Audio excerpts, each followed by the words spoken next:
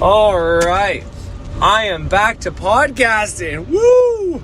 I am back in the monetization program, everybody. Hey, how's it going? Welcome to the show. I am their host. I'm the one that creates this fucking content. My name is Corey LeBlanc, but my persona on YouTube and through my podcast is, well, ceremonial witchcraft is my type of spirituality, but I am the ceremonial witch. I am a fucking witch who does ceremonial magic and teaches people the simple processes of using this reality creator is a word I like to use lately. How to use this part of us, how to tap into it, how to get symbolic representations or suggestions to play out in one's life, or to use symbolic representations to banish things one does not want in their life. And the concepts are easy to wrap your head around, but the processes sometimes take a little bit of time. But anyways, I'm giving a little intro because I've got about 3 videos worth of content to play here on my podcast, and I think I have them in the right order. But if something sounds a little fucky, a little fucked up, just let me know. I'm almost at my limit for this month's fucking my hours, so I think it's like every 2 months it restarts how much storage I'm allowed to use. I'm not positive, to be honest, but I'm pretty close to the end. I think I get 500 hours and I'm at 494 or 493. So 2 3-hour podcasts about do it, and I don't think I have quite that much. I think my one episode's an hour and 40 and the other 2 are about an hour each, so that's about a total of 3 hours and 40 minutes, probably somewhere around 4-hour mark is my guess. So anyways, I'm gonna start that. Obviously I can't play a song. I wish I could, but I don't have the rights to do it anymore. Fuck those fucking assholes. I'll let this no, they're not assholes. A speaker's very nice, and they are not the ones pushing for it. It's the people that whoever finds out that I fucking use their shit and ends up flagging me, and it's their fault that this shit happens. So anyways, all this is to say is, well, when it dies down, the heat's off, I might start up again. Who the fuck knows? But anyways, I want to thank each and every one of you guys who have continued to watch my stuff. I know things have dropped. I mean, I got like a week's worth of fucking no monetization. Like, shit. And like, this was going to be one of my best months. Like, I was almost at the $40 mark halfway through the month for monetization, in fucking 15 days, give or take. I was fucking already at like 30 some fucking dollars. So I was going to break my own personal record here, and then I get a fucking week maxed out. So whatever, it is as it is. I got one more week to try to still break my record, and you know what? I have no doubt in my mind it's going to happen anyway, so it doesn't really fucking matter. But nonetheless, it is as it is, as I like to say. And yeah, without further ado, I'm going to get into the shit I need to get into. Now, the title of this is from my last video on YouTube about the apocalypse and doomsdays and all these fucking predictions, and I use a couple different people, call them gurus, call them spiritual people, call them whatever you want to call them. I use their words to fucking elaborate on some cool shit. So yeah, stay tuned and enjoy the fucking show. And from the bottom of my heart, thank you everybody out here who downloads, listens, and plays my stuff. If you share it, if you like it, if you follow, I don't care. But I appreciate you if you do those things. But either way, you guys make my day when you listen to my shit, and especially when you comment and like and all that other crap. But do as you will. This show is meant for me to have an outlet to try to help and give back, since I am able to do these magical operations and have success. I need to pass that information on. That's kind of how this shit works and what's supposed to be done. But it's made to also help people become evolved, enlightened, whatever you want to call it. It's not necessarily enlightenment.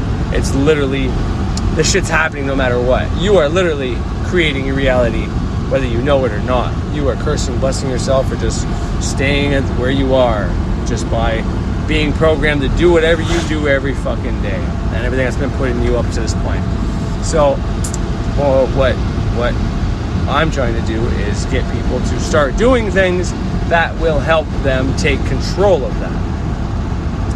And that's what I've been doing. And as I do it, I speak about how happens to me and how I did it and accomplished it. So yeah, stay tuned for all of that. Anyways, once again, thank you. Have a great fucking day.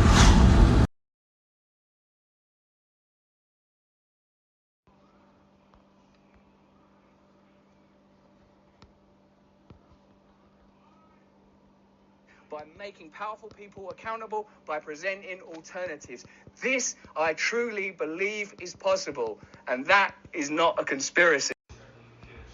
Can't lock on you, but even then, that thing is pretty intelligent. They can lock on you if it's got nothing else in its way. So the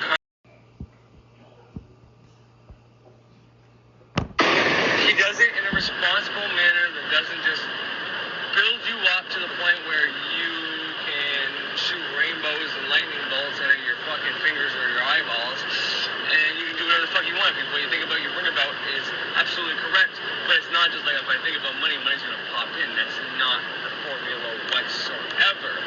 What you Everybody and anybody can be a witch or a wizard or do nothing. I think it'd be a hell of a lot more.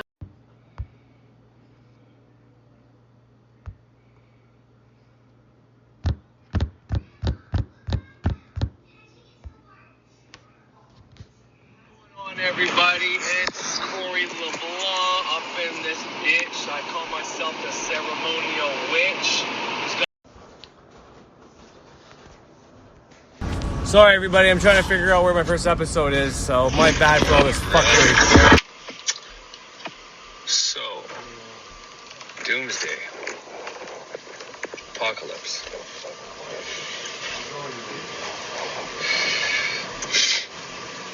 Are we in one? That's the question. Are we in the apocalyptic times? Is shit gonna hit the fan? Are we all gonna die? Let's examine this subject today. Let's hear from two guys that I think were friends at one point, but I don't really know. That may or may not be friends anymore. But let's hear how they term apocalypse, or how they explain the times that we're currently in and what may or may not happen. Shall we? Let's go. Out in the middle of nowhere, ashrams, etc., etc. That's why these guys became seen as black magicians, because their power was unbelievable. So we have come into a time where human beings have come to a nexus point. We can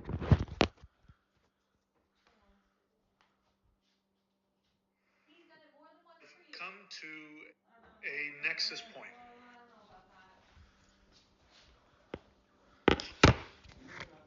Longer. That's why these guys became seen as black magicians, because their power was unbelievable. So we have come into a time where human beings have come to a nexus point. We can no longer wait. The human race is on a timeline where if we do not evolve to the next level in this lifetime, then we are going to continue down a timeline which will take us into another dark ages. I mean, I don't even need to start telling you all the things that's going on in the world. There's never been a time when people have been more disconnected and more confused. Never in the history, for instance, in the United States, has there ever been a time when people didn't know what the outcome of an election was, when people didn't know what the truth was on that level. There's never been anything like it. And that's the universe saying, hey, it's time to wake up. First person on this planet. I'm not even exaggerating when I say that. He could, I would love to put him into an intellectual arm wrestling match with Elon Musk. I bet Timothy could take him down. And I love Elon Musk. So, anyways, check this out, because this is Timothy looking at the subject of the 9 gatekeepers and the swirling of the energies of the current age we're in. This is the age of the Antichrist. We are in the middle of the apocalypse. This is an apocalypse movie fast enough that we can stand back and go, holy shit, but it's moving slow enough that we're all still just comfortable enough to not panic. Good, panicking doesn't help anything. We're going to be just fine as we move through this. This apocalypse is going to be a revelation. What people do with those revelations of what reality is and who they actually are, that's up to them. I hope it's not anything terrible. I hope that we all get through this in one piece. So you'll get a chance to read that if you want to do it, and I guess I'll see you guys when you have the final. But in the meantime, well, think about it. I think we have more opportunity now at this point in history to make things good than we could have possibly imagined 50 years ago. And it's necessary, There's lots of things that are falling apart. And people get cynical about that, and that's the wrong attitude. It's like you have no idea how much power you might have at your disposal if you used it properly. And I think we could set things right if we decided that it was worth doing. And so it certainly seems to me to beat the alternative, because in the 20th century, we bloody well learned what the alternative was. And it is as horrible as anything you could possibly imagine. So it seems to me that it's very much worth a while avoiding that, even if we can't make things perfect. So, see you all.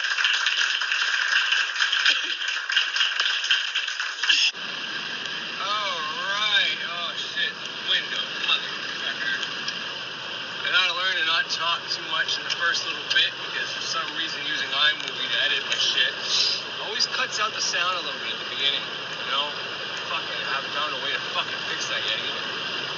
Anyway, I think it's long enough. What's going on? I'm tuking it today. It's not even cold, bud, so I don't know.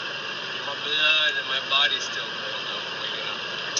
Anyways, I'm on fucking 8 to 3 grind today, I think. I'm hoping. I don't want to fucking do 10 hours. I've been working on the weekends too. Recently developed a fucking, not really a second job or a business, but definitely doing something that could potentially turn into a seasonal business. And so far, I've had three jobs in 3 weeks. So it's on the weekends, right? Because I work all week, which, it's going pretty good. Since it's my own job, I decided to pay myself at least $30 an hour, depending on the circumstances. If it's something that's harder or higher, whatever the case is, then I up that. And if it's really fast, it's not going to take long at all, well then, whatever, I might lower that. But, yeah, so, more proof of financial currency coming to me in all these different ways. I mean, I told you guys about the $70 from my mom earlier in this video. Last video. I can't remember now. Was this video or last video? It was last video. Well, the very next day, which is, that was on Thursday, and then yesterday was Sunday. But on Saturday, I got the opportunity. Sunday, I actually got the cash after doing the work. Well, before doing the work. But I made another fucking $60 just for fucking 2 hours, It's pretty darn good. $30 an hour, right? So, it just is as it is. And it keeps going like this, then there's a lot of fucking potential in what's going on with what I'm doing right now, and it's phenomenal. And seriously, my mindset's completely different than what it was a year ago. I wasn't working a year ago. Well, about a year and a bit ago. I was working when I was at Adidas, which would have been last year around this time, because I started in October of the previous year. I want to say that all makes sense. But, I started before 2020 began, and 2020 was the majority of my year at Adidas. I started October 2019, or November rather, one of those two, I can't remember. And then I worked almost the entire year in 2020, minus, a bunch of fucking fucked up shit in the summertime and all that. Then I stopped working after that. So yeah, no, I didn't work the majority of the year. That's bullshit. I worked from October straight till first COVID crisis hit, and I took, I forget what it was, but a month and a half off. And then in the summers when the shit went down with my wife, then I took, up until I recently started working with who I'm working with now, 3 months ago off, to say, at the 4-month mark. But, all these things led up to what I'm doing today. And I mean, obviously this is going to be a big segue from what I'm supposed to talk about, so I'll try to bring it back. Because the reason why I'm making a segue is because I added Jordan Peterson to the list of guys. I got Thunder Wiz, I got EA koetting, and then now I got Peterson there. So I just wanted to, and I like what Peterson says, because what T-Wiz says, there's been no time like this time. He's very vague about that, so we don't really know what he means. So I can't go and just tear him apart and be like, man, there's been way worse times before. Not only that, his judgment. Oh, shit. Come on, you gotta wait. Okay, I think that's good enough. I think sound's starting to come up now. I really don't know why it does that. Anyways, get a call from my wife just now that cut me off. Like, did you take the room keys for the bedroom? No, baby, I left them on the counter. Check all my fucking pockets. Nothing in my pants, my coat. My pants are in my pants. All of a sudden, I look at my hoodie and bam, there they are. And that's where her office is.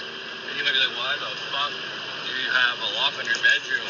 4 kids? Is that where you punish them? Fuck yeah, you know it, baby. No, and that's what the firemen saw that one time. I have a video. If you go back in my history, my wife smells smoke, smells fire. And apparently there was something going on in the house and there's a fire. But anyways, the firemen were like, why the hell do you have a lock on your door? And it looked bad then because it's like a padlock. It wasn't just like a handle lock. It was like a fucking padlock on the outside. I'm sure I've locked people on the inside. Whereas now, you can lock it from the inside, you can get out, right? But the last time it was like on the outside, so it looked really all kinds of bad. But sorry, I coughed. But yeah. So anyways, we have that lock there because anything that doesn't have to be frozen or kept in the refrigerator, food-wise, needs put in our room. Alcohol. If I have my pills, when I had my pills, they go in there. Owens. Ritalin, which is a narcotic, which is an amphetamine. Everything is locked in our bedroom. And if we're not there, we lock it. And even if we're downstairs, we know we're going to fall asleep on the couch, we have an inclination we're going to fall asleep on the couch, or whatever the case is. My wife's in the shower and I'm not home. She locks the door, brings the music in the bathroom, where she can see it, just to protect her children and keep that temptation away. You know, if they always have access to shit like that, as long as you have open dialogue, there's a good chance they won't do anything. But nonetheless, things happen. Whatever. If they have access to amphetamines, alcohol, and all the food, whatever, all the time, then it's just really not good, you know, and they're more likely to fuck up. It's as simple as that. So what are you gonna do? That's what I do. That's the whole plan. That's what I try to avoid. But I locked the door because I don't even remember locking the door, to be completely honest. I think it was just locked. And as a result of it being locked, fuck, all the OPPs are coming out now. Son of a bitch. 4 of them. They're on the other side of the road, but still, they have that 360-degree radar gun on their cars, which is in the cars now. That, you know, like those things you drive by, tell you your speed, they just slow down.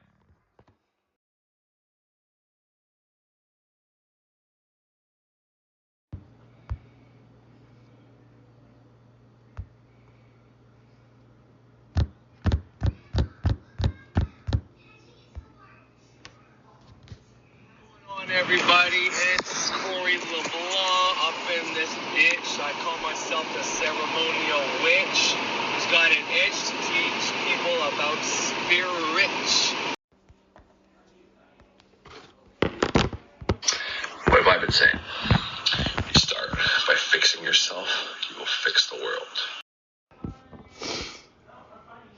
Guys come in there, and 30 guys in the dorm. Well, I was one of them. Thank God it was 15 from Cornwall.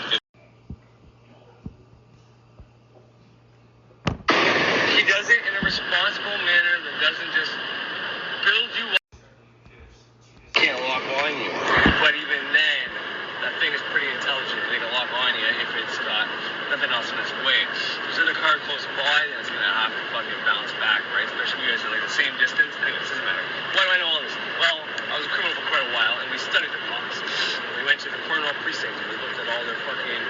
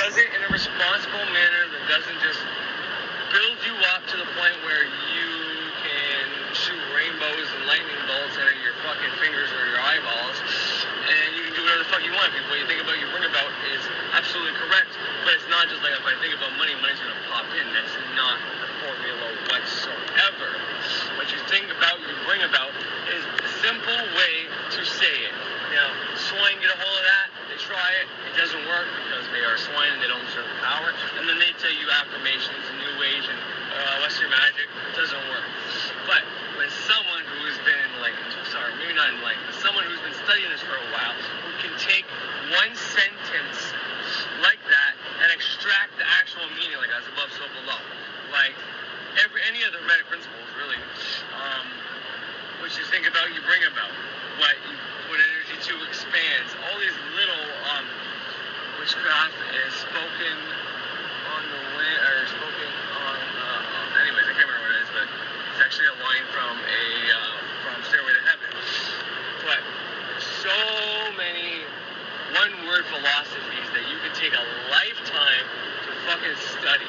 And someone who's got the right correct mind, the witch mind, the magician's mind, can take a sentence like, what you think about, you bring about. Opposites attract, like attracts like, which makes no sense unless you understand that like attracts like in the other realm, and in this realm, opposites attract, male, female, so we're attracted to each other. Even two lesbians or two gays are going to be attracted to someone who's the same sex, like attracts like, but has the opposite energy as them, has more of a male vibe if they have more of a female vibe, who has more of a negative polarity when they have positive polarity. Always going to be like that. Hence why like attracts like, you put that energy into the astral to bring on what you want to manifest, right? So that's what you think about, you bring about. You think about energy. Like I said the other day, if I'm thinking about cops, constantly looking for them, and then the minute I stop thinking about it, opposites attract. I'm no longer worried about it. I'm not going to worry about the cops. I'm just going to fucking look at something else. Or perceivably, that's all it is. I just take my mind off it. Get busy, get a call, whatever. I'm not thinking about it anymore. Then I can bring that into being. I can bring that into existence because there's so much energy into it, and then it's going to come into play. And it might not necessarily even be today. It might be a different day. But now the opposite attracts. I'm in that receiving mode. I'm no longer projecting in the positive, in the fire, in the masculine. The fire state, you're projecting into the void, into chaos, into the woman, into the womb. You are projecting your will, your thoughts, your whatever, into that. You're creating something, you're putting energy into that astral realm. Then you let go of that thought, you have absolute fucking certainty that's going to manifest. And then now you're just driving, relaxing, listening to music, you're in this neutral or receiving state, and all of a sudden, boom, the manifestation comes. It tries to manifest it first internally, and then it does it externally. If it can't manifest internally. So how is the manifestation of cops, money, or whatever going to manifest internally? You know, if you say something like, I'm so grateful for wealth, then, yeah, that shit's going to manifest internally as wealth is health. Wealth can be kids.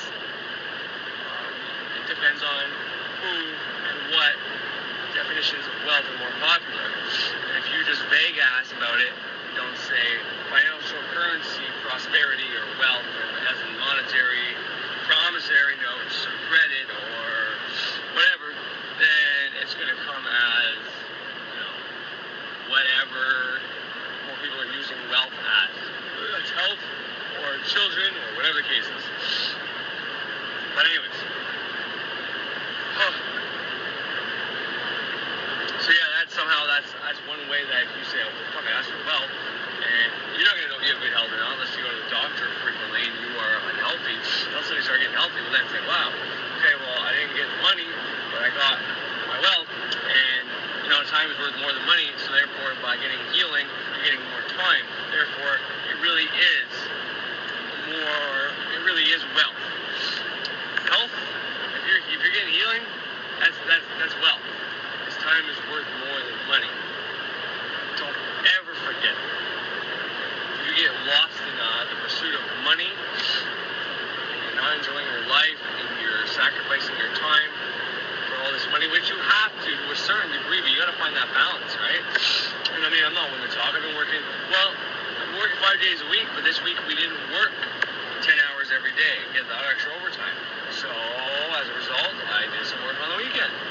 I have another thing scheduled for next Saturday. I did stuff last weekend and during the week. So, you know, it just makes sense if I'm not working the same hours anymore to make up the difference somewhere else. Because I have a specific lifestyle that I have to maintain, and I'm used to working these hours, so it's not going above and beyond or hurting me. But nonetheless,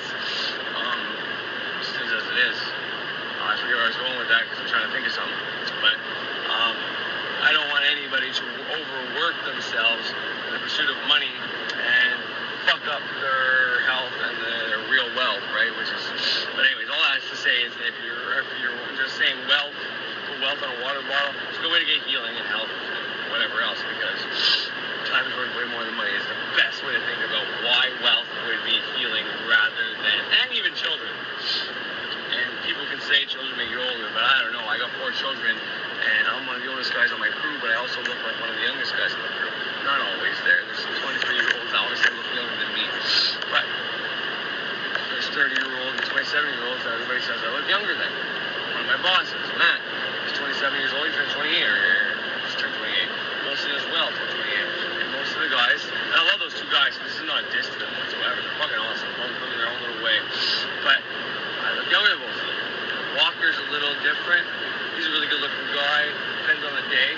thinks Lon's a little younger than him. I think Lon's a little younger than me, but, you know, but he's 30, so I'm still competing with a 30-year-old in that retrospect, which is pretty damn good for a 34-year-old with 4 kids, and he's a 30-year-old with no kids. It's not our hard life too, though, so, you know, no disrespect to him whatsoever. I think he's a great guy as well. He's got his own whatever, and we don't have issues. I work with him just fine now. It's just, you know, some people you don't get along great with, some people you've got to watch what you say around, and you've got to be a certain way to get along, especially when they're your boss. So, but anyways, I've already found the remedy for that, and most of you put 2 and 2 together know kind of what I'm talking about. Anyways, so all this is to say, I fucked up. I left my keys in my pocket, so my wife can't start working until I get there with the fucking keys. And yeah, I have to figure out if my clinic and my shit is all sorted out too. I'm gonna have to finish this video for y'all that I really want to do. But anyways, hoping that I can be a little earlier for work than I told Walker.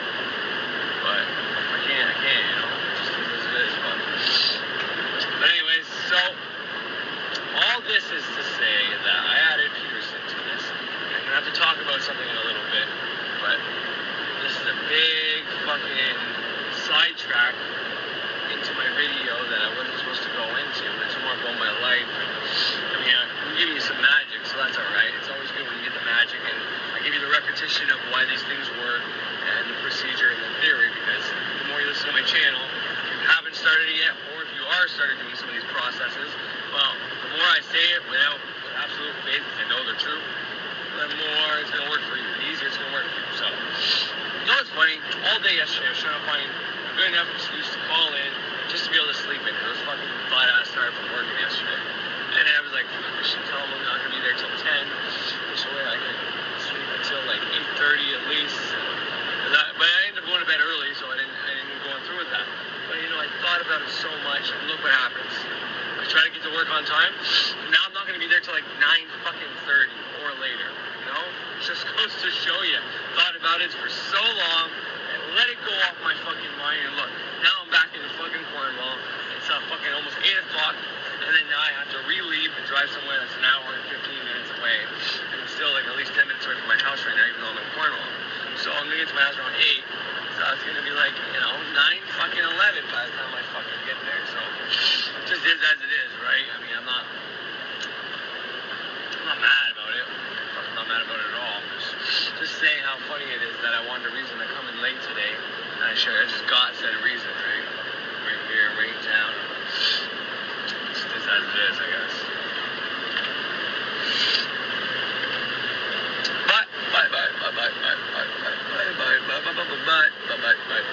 I am on fucking butthole. Sorry guys, I didn't mean to do that. I don't know why. I mean, that's just like light language or speaking in tongues or whichever one you want. No, I'm just kidding. I don't know. Although I do speak in tongues, and it's pretty cool. And people give it all these weird meanings that it doesn't have to be. You can tell someone's faking shit when they start talking about speaking in tongues in some weird, fucking complicated way, when it's really not complicated at all. They're trying to make it something other than what it is, and because they don't know what it is, but they want to pretend like they know what it is. So they say all this weird shit, and you can tell they're lying right off the hop just by doing that. But anyways, alright, so we're gonna put some. Give me a second here. I'm at Walmart right now. Why would you be wondering? You don't care where I am. Anyways, I was gonna put Ralph Smart video where he talks about the apocalypse, and you know, in his defense, he says it means the lifting of the veil and that we've already won. It doesn't mean the end of times and all that, but nonetheless, you know, it just all these people talking about apocalypse and Antichrist, and we are in the apocalypse, and you know, even T was saying we're at the crossroads of a whatever. Once again, I had a suggestion or a comment. It's a comment, but to not be specific and not play the comment about this video and what he's talking about, that timeline thing. So that's why I'm doing this video. Kind of weird why people always want me to comment or give an opinion on Thunder Wizard stuff, but whatever. I mean, I don't mind. I'm not going to be dissing him per se, or anything like that. I'm going to use what he said and what we're talking about to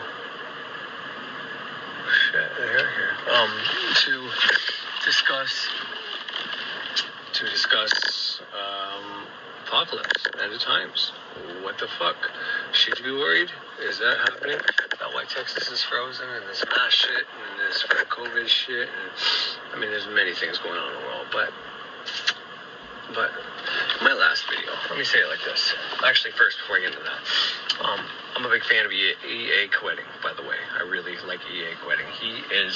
He appeals to my darker side, and, you know, we all have a dark side within us, and we shouldn't ever try to just bury it or not use it or not express it. And I think EA koetting does a really good job of taking dark magic. You know, because like Thunder Wizard's talking about black magician, and he's trying to teach you black magic and all that shit. But he's calling himself this black magician, and in a manner of speaking, like, not doing it. He's not coming out right and saying, hey, I'm a black magician, I'm teaching you black magic.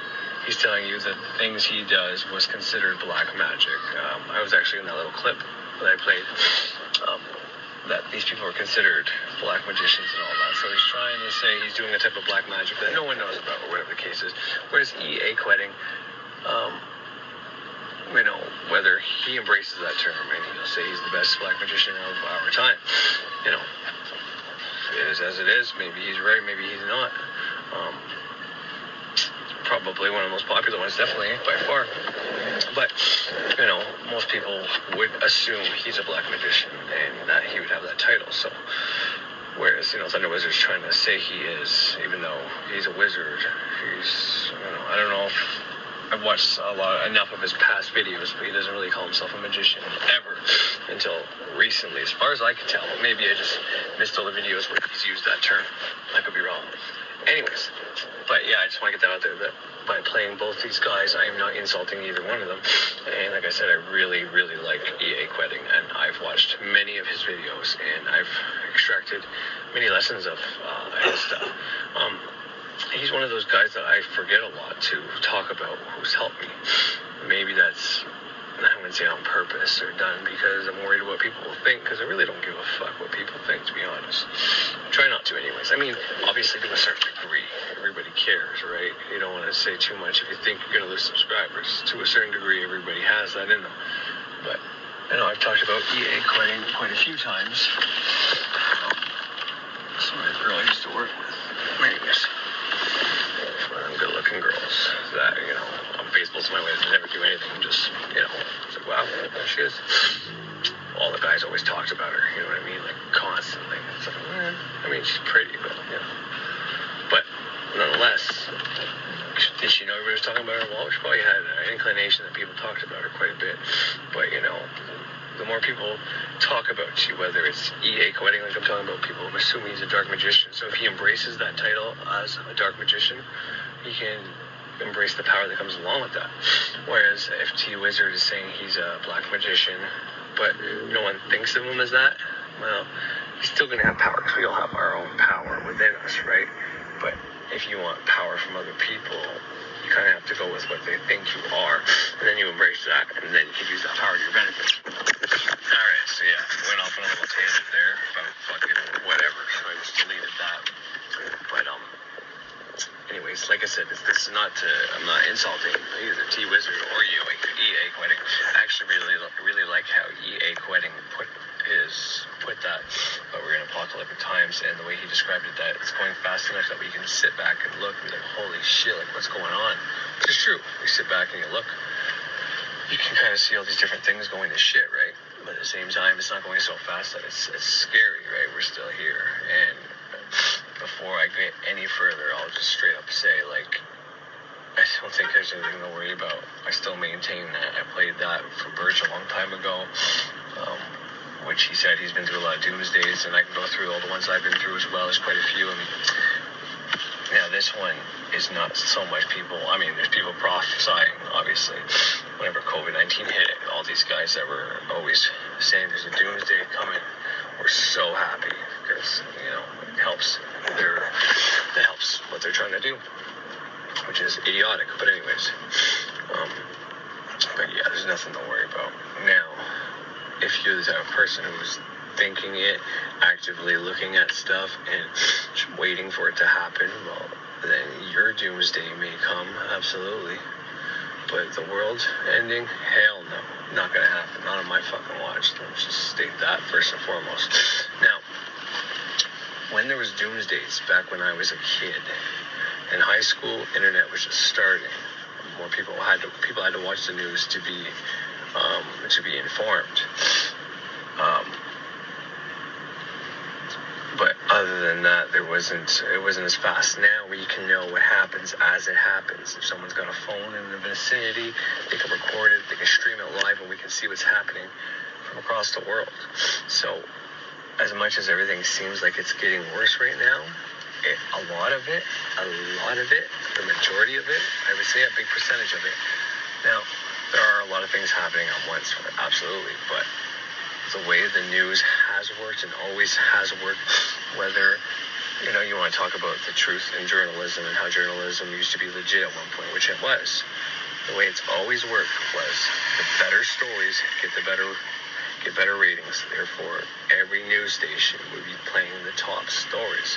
So it's not like we got, let's say, I had whatever it was, Coach Co or fucking Bell fucking TV as a kid, right? Cable.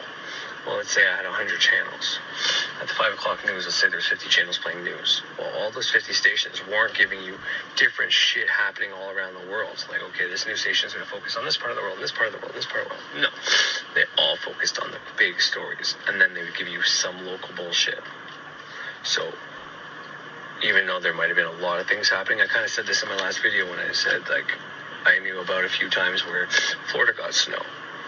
But if something like this happened when I was a kid, I wouldn't have known about it unless the news thought it was a good enough story to play it. And something like that probably would have. So that's why I can assume that it probably didn't. Anything that's kind of conspiratorial, fear-based, the news is going to play because you get better ratings. People want to know that. Happy shit, as much as it's nice to see, no one wants to watch that.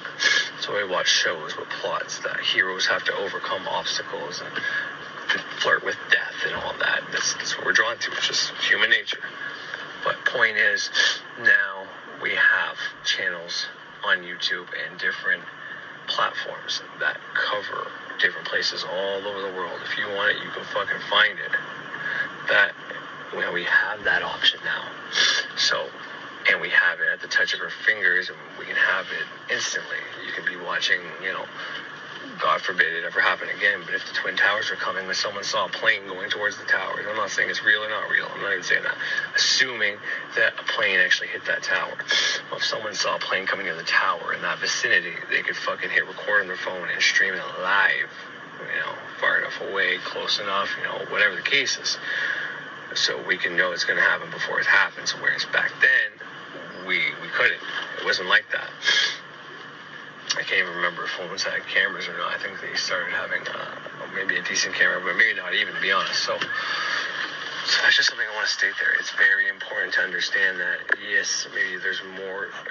We have too much information at the touch of our fingers now, too much fear-based and conspiracy stuff, but it's because of the advancements. And there could have been just as much going on back then, and we just didn't know it. All right, so I got to continue on what I was just talking about. Let's do that. Casket. The cars that drive around the caskets, the fuck are they called? Hearse just drove by me, so condolences and my respect. Lost family, loved one. Anyways, all right, I can pass that short bit that gets silented or muted or whatever the case is. So anyways, I was trying to go on, and what I was just talking about was the fact that, media, when we were a kid, me, for example, in high school, I can't remember if I had a fucking camera. Now, I know as a young adult, after college, when I met my first fiance that I thank God I never fucking married, Ashley disowned me, shout out to her.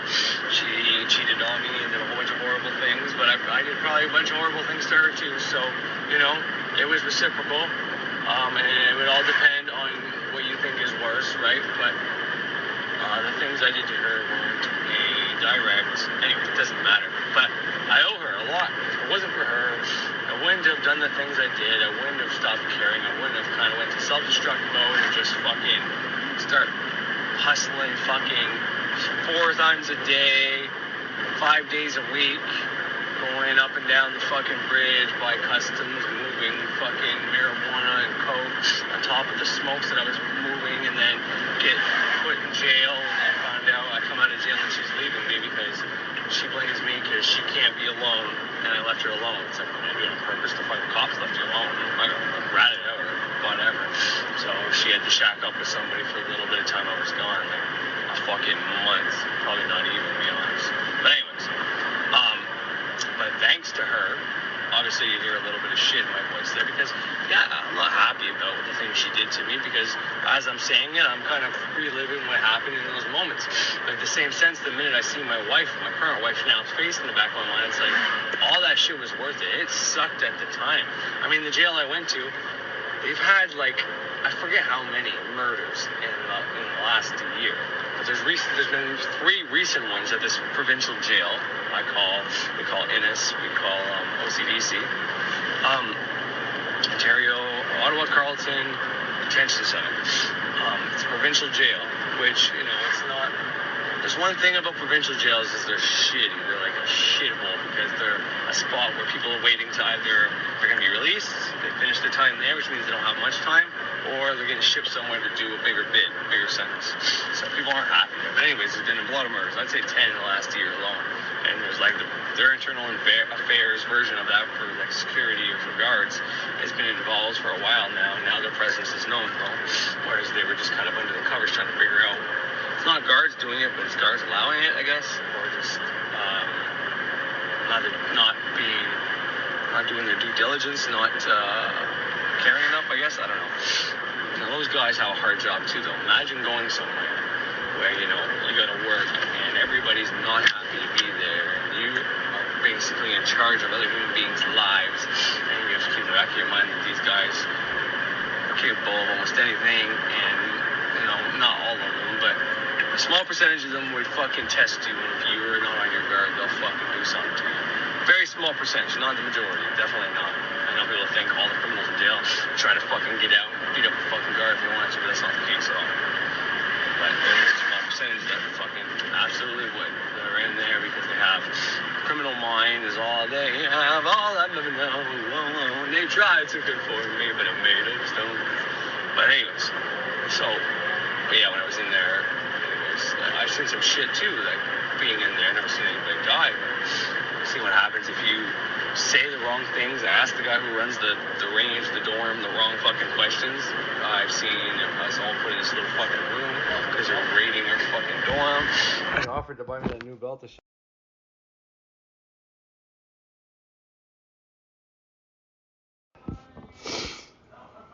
Seen guys come in there and 30 guys in the dorm. Well, I was one of them. Thank God it was 15 from Cornwall and 15 spread out from other regions. But so I was okay. And, you know, that's just luck of the draw, or, you know, familiar spirits, ancestor spirits. My witchiness that I didn't know I had back then protected me, you know. A lot of these guys end up being in jail because I had to be in jail and I didn't know anyone to fuck with me. And, you know, it was like, there was one big black guy from the other side, because the whole every Cornwall guy was on the same side of the fucking room. School, 15 bunk beds, right? Times 2. 15 bunk beds times 2 on the other side makes up 30 beds. So the whole 15 were on the one side, all Cornwall guys. But everybody was cool. Everybody was cool. Now, the second time I went in, not so much, man. I was snoring and farting in my sleep because I wasn't prepared to go to jail that day. And just so happened, thank God I got released the next fucking day. But the guy on my bottom bunk was kicking the bed, stop fucking snoring, stop fucking farting. Everybody's yelling, we're gonna fucking kill you, blah, blah, blah. We'll wait till tomorrow, and then I got fucking released next morning. Thank God for that, so. But you know what I mean? But anyway, all I have to say is that, you know, something I see my wife's face. And I was with my wife during that second time. She's like, man, you look like hell. You were in there for not even 24 hours. One day we went to court. I was like dressed up and all that, and she's like, just the next day of you getting out, she's like, the way you looked was so brutal. You know, I had a little more facial hair because, like, from one day to the next, like, I shaved for court. You know, I grow facial hair pretty fast, but she's just like, you just look brutal. I was like, yeah, man, people don't understand, but that shit takes a toll on you. You know, it's especially if you're just in and out like that. That's why weekends, like I've done weekends, and weekends are brutal on me. Because everything changes. So you go from the real world or this world, whatever it is, you're in society as a good person, to this place that's kind of like in between the worlds. Pisces jail. It's in between the worlds. A bunch of people, a bunch of thought forms, a bunch of bad believers, and the guards, the prisoners in there circling them. All these thoughts. You're trapped. You're caged. You cannot get out. So if we're going on the weekend, it's a free man to also not a free man. Like, it's just a big fucking alteration in your mind. You know what I mean? And it's hard to keep your mind grounded when you're in a place like that where you just know you have to wait. No clock. You fall asleep, you wake up, it's like, has it been half an hour or has it been like 12 hours? Ask the guard, and the guard will tell you the first 2 times, but after that, especially if it's only been 10-minute intervals, and you're just waiting to get out, just stops answering you, you know what I mean? But anyways, enough about fucking jail and shit like that. Point is, I'm grateful to my ex, Ashley Desandi, for fucking me over, because it brought me to my wife, it brought me to where I am today. Like, for example, like today, which probably doesn't help, but the fact that I know I have a job doing my own thing in Cornwall kind of played on my, whenever I forgot the keys, I have to go back home. So much do I just call in and do this job so I can get the money that way? Played on that. I said, no, I told the guys I was going to be late. I can't just fucking say I'm not going to be in there today. I want them to honor my word, and I want to be there on time. Worst case, maybe I take the Friday off and I do it a bit earlier, so there's no... Anyways, but, everything is going so much better in my life right now. My wife, me, we're happy. It's just insane how great everything's going. Which, once again, just like I say, if your life's going to shit, if you don't make it worse by your thoughts and anxiety and making bad decisions when things are going bad, if you just know that things are going to change, it's just a matter of time until they change. Well, once again, that comes into my mind when everything's going so well. So the goal is to not treat this like super fucking amazing how everything's going. Like, oh my god, this is fucking awesome. Even though everything's going pretty good, I still have to ground myself and keep balance in the fact that, okay, what are the shitty things going on right now? Because when it comes to these laws, in my opinion, a lot of it comes down to your perspective. Because change is the only constant. Change is good or bad depending on you. It goes from one extreme to the next extreme. But it all depends on you. This is the reason for being depolarized, for having your mind in the middle, for not being for or against a lot of different things, for not being happy or sad all the time, from bouncing from extremes, because it really sucks when you go from the happy extreme to the shitty extreme. And when you're in the shitty extreme, you can keep making it worse, and you can change that polarity from, okay, well, this is endurable, but it's not ideal, to, okay, well, this is really bad. And then your good becomes that fairly ideal stage, and your bad becomes really horrible. So by having things really good right now, I can make my worst polarity be, okay, things are a little rough right now, but they're still pretty good because of all these things, you know what I mean? So it's just a matter of perspective. It really is. And this is anybody saying shit's too intellectual when it comes to learning your perspective and how to depolarize and learning how to have... Alright, I kind of fucked up what I said there. Well, I didn't fuck up. I think what I said there works. But one of the tricks, if you read the Kabbalion, even in the introduction, it says the law of rhythm and the law of cause and effect, I think, or in the law of polarity. Anyways, there's 2 or 3 of them in the introduction. It says these are the which that are used mostly by the Hermetics. The Hermetists? I can't say that word. But anyways, people that practice Hermetics. Hermes, Anyways, these are the ones that are used the most and manipulated the most by those in the know. And one of the things that I've realized is, to a certain degree, to a certain extent, when things are really good, it's almost like when things are really bad, remember how I said you shift your perspective to, okay, well, things can be a lot fucking worse, right? Well, when things are really good and you're scared that they're going to go bad, a good thing kind of to do, and it's a weird thing to say, but because a change is inevitable. Now, change doesn't always have to be bad, okay? That's one of the most important things to do. And the reason for being depolarized and being in the middle is good or bad, it doesn't really matter. So that helps that helps the magician out a lot. But if you cannot act overwhelmed and like, oh my God, this is so great, and then you get to the point where you fear losing this great time in your life. Well, there's a way to manipulate it in a sense that you can make that really great time without putting emotion into it, without using magic. You got to keep that in mind. Once you learn how to do magic properly, you got to start having thoughts and making your life seem like, this is okay, but and you don't want to not express the gratitude either. So this is something I'm going to make a video on, but it's how to manipulate cause and effect and the law of rhythm, because the pendulum swings and everything. Your life's going to go from good to bad. Your finances are going to be up and down. The best way to manipulate that is whenever you're on the opposite polarity. If you're on the bad polarity, well, it's going to change to the good polarity. You know that. When you're on the good polarity and you're worried it's going to go back to the bad polarity, well, if you can switch and pretend like that's the bad polarity, whenever it's really your good polarity, then you might be able to get even more good polarity, because that pendulum is going to have to switch again, right? It goes by your perspective. I said this about karma, and it's the same law. Karma goes by what your rules of good or bad are. And before you say, well, that's bullshit, it's like, okay, well, there's no universal good or bad. I mean, there kind of is, but in the same sense, it's like, depending on what you've been programmed for good or bad, it's going to be your own little biological moral scale.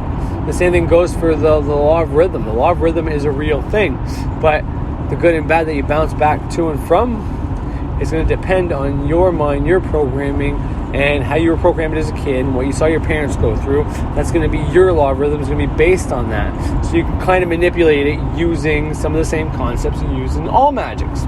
Anyways, I will get into that in a future video, and maybe it'll be, one of the next ones I work on.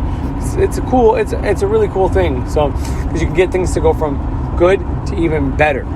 You can change your law of rhythm instead of going from good to bad, good to bad, good to bad, to good to greater, greater to even better. People say it's good, great, good, greater, and greatest. It's like, no, I want to be greater than the greatest, and you can keep making it go up and up and up and up. This is why people spiral up, because they're good that they were at, like, wow, can't get any better than this. Well, then it does. So, and that can become their polarity. So when they go back down, it's like, okay, well, this isn't bad, man, because if a few months ago, this was like great for me. And now it's like, okay, I was a little higher than this, but this still isn't bad. So you can change your own law of rhythm. And it's one of the things I think is really worth studying and figuring out. That's why all the Hermetic principles are really worth figuring out, because it's the framework for your magic, it's the framework for life, it's the laws of nature in a manner of speaking. It's the same laws of nature, same laws of how your subconscious or unconscious mind works, whichever one you want to use. Although I think subconscious is more accurate than unconscious, because unconscious is, anyways, doesn't matter. But yeah, anyways, let's go back. So by having things really good right now, I can make my worst polarity be, okay, things are a little rough right now, but they're still pretty good because of all these things, you know what I mean? So it's just a matter of perspective. It really is. And this is, anybody saying shit's too intellectual when it comes to learning your perspective and how to depolarize and learning how to have positive self-talk and being able to change your outlook on things. Like when things are really bad, yes, you need to deal with those emotional things and all that. But in the same sense, sometimes it's a good exercise to be like, you know what? There are kids that were just born with cancer. There's parents that have to deal with that. There's parents that just lost their children to some tragedy, some shooting. There's people that have done everything right and they just found out they have a disease, or some people that had sex the first time they got a sexually transmitted disease, or a 16-year-old or 15-year-old girl that just got pregnant and their parents are going to disown her and she thinks her life's over. There's a lot of bad scenarios going on right now. You could be one of those 22 people that died in Texas. You know what I mean? There's a lot of bad things, and if your shit is just some money issues that you potentially may have caused, or maybe a repercussion of shit that you've done, well then, that's great news. And I say, well, why is that great news? It's like, well, you fucked it up. You can fucking fix it. And the faster and the better, and the sooner you realize how you can fix it and start fixing it, the better and faster your life is going to get. You know what I mean? It's really that simple. It's not simple to do by any stretch of the imagination. And I'm saying these things, and I am a prime example of people fucking up their life, doing things. Most of the evil I've encountered was at my own fucking hand. So I talked about my ex just cheating on me and all that and leaving her alone. But, you know, once again, she was predisposed to cheating. When I met her, she had 3 kids. 2 with one guy, 1 with another guy. The first baby daddy was an asshole to her. She met the second baby daddy while she was with him. And, you know, I guess he deserved to be cheated on over the case. He's an asshole. Who knows? The second guy, she ended up saying the same thing. You can't asshole, so she had to cheat on him. And a bunch of guys, and then me being the last one at that time. And then she left him and jumped onto me. And while with me, while I was working, I became the asshole that left her at home alone while I was hustling. And she didn't have to work. She didn't want to work at Star Tech anymore. We were both working at a call center, and then I started hustling. And she said, well, why is it fair that you don't have to work? You're making enough money. Can I stay home? Sure. So I let her stay home. Whatever. Trying to keep her happy. And then she got bored. So then she got a job at this fucking furniture place because she liked the guy working there, who she ended up fucking, and then leaving me for, who ended up hitting her, beating her up. So he actually became the asshole that she was calling all these guys. First boyfriend was an asshole, second boyfriend an asshole. She turned me into the asshole as well. And then guess what? When she leaves me, the last boyfriend actually turned into the beating, abusive asshole. So who knows? No, I'm not saying I was perfect or nice to her, you know, but I tried to be a great partner. But, you know, I was hustling. I was addicted to coke too at that time. So, you know, I always took care of her kids. I always paid the bills. I made sure everything. In fact, I'd give her the money for the electricity, and she'd go piss it away. She wasn't addicted to anything but shopping and shit, things. So, oh yeah. So, I said that she fucked me over. Was what I was getting at there, but in the same sense, it's like I created that. I knew damn well what I was getting into when I met her. I chose a girl. Everybody told me she was gonna fuck me over. My mom had the worst feelings. Like, she's not a bad person for it, but just, you know, you get as far away as you can. Like, everybody knew. Everybody was right. My boys, whenever I was inside, were watching the house, and they said back in the other quarry, which was his name, his truck was parked in front of my house or my driveway the whole fucking time. I was gone. Like, the next day, tell her I'm in jail, and I'm calling her every night, talking to her, you know, pouring my emotions out on the phone, and everything's gonna be okay and all that. Meanwhile, this guy's quiet in the background, waiting for her to hang up so they can fuck. You know what I mean? That's brutal. But it's like, I created all that. That was all me. I created everything in my life. Every circumstance, every bad thing, my addictions, everything. That's on me. It's not on mommy and daddy that didn't love me. Because the parents do love me, and they still love me, and they were great parents. I couldn't ask for better parents. You know what I mean? Seriously, I couldn't. But all these things I did were on me. It was on me. I created everything. So therefore now, knowing that I create everything, I'm trying to create a great, and being able to accept and reject thoughts is one of the best things I have learned how to do, which really helps me in the moment not accept shitty situations instead of them playing out. For someone who was diagnosed with anxiety when I had to go see a psychiatrist, because I almost got into a fight at my one job when I was working at Matrix, funny enough, which means, anyway, it doesn't matter. But, like he said, because they thought I had an aggression problem. It turns out I'm just anxious, although I'm pretty intelligent, so it's easy to kind of play a psychiatrist and not be completely honest with him, which isn't beneficial, but I ended up being completely honest with him by the end. And he still said the same thing, that I don't have an aggression problem, I do have an anxiety problem. And when provoked, you know, he didn't say this, but being a Taurus, or at least identifying as my ascendant being a Taurus, very hard to get moving, but once we get moving, we can't stop. That goes for everything, like work-wise, to fighting, to relationships, anger, you know, everything. Like, stuck in our ways to a certain degree, but that's just like my conscious mind, mostly, which runs this whole fucking thing, right? Subconscious being a Scorpio. But anyways, I create everything, and with my anxiety, reject, banish, deny, and then accepting the thoughts I want really helps my anxiety to the point where I don't have to be medicated. I can get these anxious thoughts, these bad thoughts, and if for some reason reject, banish, deny is not working fast enough to reject those thoughts, I can simply focus on different breathing techniques that'll take me out of sympathetic nervous system and put me in as parasympathetic. That's what it is. Which parasympathetic is your relaxation, digestion, your immune system, all those functions, whereas the other one's fight or flight. And people have always think fight or flight is such a bad thing, but it's like, no, you need to be in fight or flight. You're driving, you're working out, you're at work, it keeps you awake, you know? And then once you've done that, you get into the other one so that your immune system can go fight off any of the germs you take it in, your blood can swell through your body, you can relax, digestion happens, all these different things happen, you know what I mean? So, that's what I do. And it's been amazing. And the people I got this knowledge from is where I got a lot of the other knowledge from. So if these things work, most likely the other things are true too. And they all seem to work very well. But anyways, I don't know why I go on that, but all that's to say is that I create my reality. So if you are fucking up right now and you can realize it's your fault, even if you can't believe completely that it's your fault, maybe you have some underlying... Hold on. Sorry about that. I had to make sure I didn't pass my turn.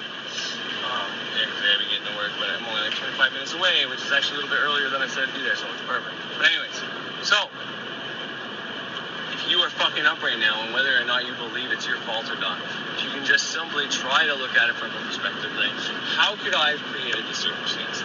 What are the steps that are going to happen? Like, this is why a lot of people have trouble with karma, and once again, most of you know my position on karma, that it's not really a real thing. Cause and effect is a real thing. And depending on your perspective and what your good and bad beliefs are, if you believe in karma, well, you know, you're going to get good circumstances if you do good, you're going to do bad circumstances if you get bad. And if you're doing a balance of each, whatever. The reason why people can't believe in cause and effect is because they don't see the results of the actions right away. It takes time for the shit to happen. For example, you do some bad shit to some bad people. Well, let's think of terms of energy, electricity. You have left them with the negative charge, which negative I'm using as negativity, not actually like negative ions. But you've left them with a negative charge. Now that negative charge is eventually going to come back to you, depending on how long it takes them to release it. And they might pass it on to a bunch of other people. So every time they pass it on to another person, it's still not with you yet. And you might affect more people. And then all these people are getting affected by other people. But eventually, once all those people release that negative charge, it goes back to the person that created it, that initially made it, that sent it, which is you. So think about it this way. You're starting your transformation. The reason why the neophyte is 6 months to a year is because all the bad karma that you've decided that by your scale of bad that you've done to people, you're not conscious of it really. I mean, some of it you're conscious of and you know, and you ask for forgiveness, which is another good reason, because if you say you're sorry, then you kind of alleviate that negative charge from that person, instead of them having to do it, right? Which means it's better for you karma-wise, you're still going to get back karma for it, but not quite as much, whereas you keep affecting more people, then that's going to return you so much more power. Now they're affecting people negatively, right? Anyways, the point is, 6 to 8 months, because you're going through this phase, and this is why you do the lesser banishing ritual of the pentagram, which banishes the negative energy. So you're still going to get the effects of your negative karma. I'm not saying that because you're doing these practices, it just won't happen. It will. But this is why you work. You be in a balance. You're trying to get depolarized so that when all these bad things come to you, and you're no longer making bad things, so you're stopping the cycle of bad karma. All right, that's the point, anyways. That's supposed to be the plan. But you're stopping the cycle of bad karma. You're getting rid of your negative thought forms by doing this lesser banishing ritual of the pentagram, and you're giving it time for all those things to come back to you, which is the reason why people don't believe in karma, like I said, because they don't see the direct results. 6 months to a year, depending on all that shit. By then, that's all returned to you. You no longer have any negative karma, and you can start doing positive, or neutral, or you can start performing your magic, your intentions, and, you know, if they have good repercussions, then they go out there. But anyways, you can start manifesting shit, and without having karma come and bite you in the ass about it. You do a good deed and a bad deed, and then you're gonna fucking rearrange. If you start this process, you're gonna come to the same conclusions that I have, and you'll probably do it even smarter than me, especially if you're younger. But I'm not saying if you're older, you're not. I mean, that's not true at all. You start looking at the stuff I'm looking at, you'll probably figure out more stuff than me. You know what I mean? It's just the way it works. That's why we pass on knowledge, to get more minds involved, so those minds can figure out things that we didn't think of. And then when they analyze analyze it. If it comes back to me, then I can reanalyze their analysis. But I wouldn't have been able to get their analysis unless I initially give them my first one to get my reanalysis. You know what I mean? This is why we share information. Because I just think one person's got all the answers, and he's not changing his ways, and he knows everything. It's just stupid. But anyway, that's a bit how karma works and why people relatively have that karma. But yeah, you start manifesting from this neutral place where nothing bad is going to happen to you, and you're just sending out good, and that's why we do that. Anyways, but that was the reason why people don't believe in karma. Now I'm starting to talk about karma because of your actions. If you can trace back the actions and the bad things you've done, you can slowly start putting your life back together. And it's a hell of a better thing to focus on than to focus on when and why the world's going to end. A lot of people want the world to end because they are in such a big hole, or they don't know what's going to happen, or maybe they took some CERB money or the government's money when they shouldn't have, and they're worried about it, and they just think it'd be better if everything just ended, or it's a crazy world. It's like, no. First of all, don't ever bank on that. That's going to make you do stupid things, and then what happens if you're still standing here? It's one thing if half the world is in half and we're about to fall off. Oh yeah, we'll do all the stupid shit you want, okay? Odds are you're probably right. But when everything is still standing and it's, these big tragedies and these weird fucking things are happening, but if you look at how many people die every year and you look at what's going on right now, if you don't see it jumping up by like at least a 20% change, and you got to take into account the population, right? The population increases, so the numbers are always going to increase. But if it's a big, at least over 20 or 25%, at least a quarter, let's say, I'd say, then, because at different times of the year things happen, especially in wintertime, there's more deaths than in summertime. But it depends on what you're looking at. If you break that down, sometimes in the summertime there's more accidents, people are more cautious in the winter. But the first initial snowfalls fuck everything up for a while. There's a whole bunch of things you got to take into consideration. But it's a good guideline to go by, is to look at every year, break that down quarterly, how many people die in every quarter. Compare that to now and take it in how much did the population increase. The population increased from last year to this year by 2%. Okay, well then there's 2% of, you take 2% of the population, whatever that is, 7 billion. So you take the 2% of the 7 billion, whatever that number is, you take that off the number of people that have died this year, and then check the difference between last year to this year, okay, and see if we have increased, decreased, or roughly stayed the same. Okay? And once again, wintertime is harder on people, so right now it might be a little higher, but if you look at the trends from every year, you might see that falling. So if you just look from last year to this year, it might be a big increase right now. But if you start looking at all the trends of the other years, you'll see, okay, well, the first quarter, it's always been the highest point where most people died. Then comes spring, less people died. In summer, it jumped up and then fall not so much. And in winter, disease, depression, accidents, all this shit comes into play, right? So anyways, just a suggestion. So if you want to think the world's going to shit, that's what you should be going by. If you can find that information, that's going to be very helpful to you. And then you have my permission to start acting like an idiot. Until then, start putting your life back together, fix the things you can actually fix, start these spiritual practices, and you'll be on your way. Because, in all honesty, there's no reason to compare, but there's no reason to believe in these doomsday prophecies. The one thing I will say is, I think E.A. Koetting is right. I think Thunder Wizard's right. And I know Peterson's right. They said it all in 3 different ways, but they're all accurate. And the reason is that we are at a crux. We're always at a crux. It doesn't matter what time period you take. We always are choosing where the future's going. So I don't want to insult Thunder Wizard, but like what he said is right, but it's always right. So you know what I mean? Saying a statement like that's pretty safe, because you're always right. We're always choosing our fucking future. We're always choosing what timeline we're going on. And he's wrong when he says there's never been a point in history. I mean, you might not be wrong about the fact that more minds are divided, but I think that's a good thing, personally. Because here's the thing. More minds were watching the TV back when journalism was good, let's say, not that long ago. But he's also admitted that journalism has been fucked by those Koch brothers into fucking people's minds.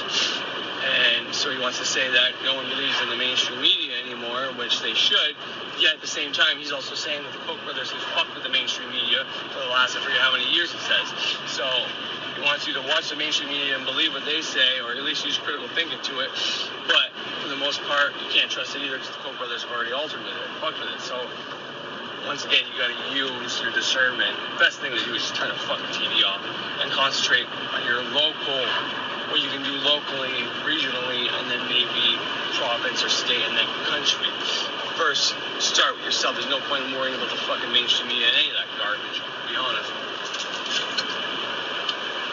And here's the thing. People have been following mainstream media. The problem is, the mainstream media, up until Biden got in office, it was Trump, which they're hurting, by the way.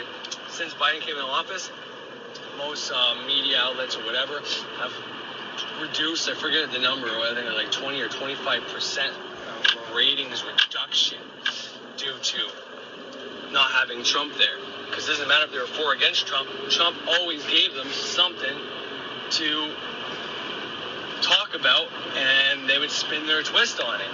Which, I mean, there's crazy things going on in the world, which luckily Trump would talk about those, some of them, but it's like they're more focused on Trump than all these other things. So it's like, even if you watch the news, you weren't finding out other things. You'd have to go to other places to find more world news out, because Trump fucking news is bullshit. I'm gonna pass the bus here, which is so bad. The fucking car coming.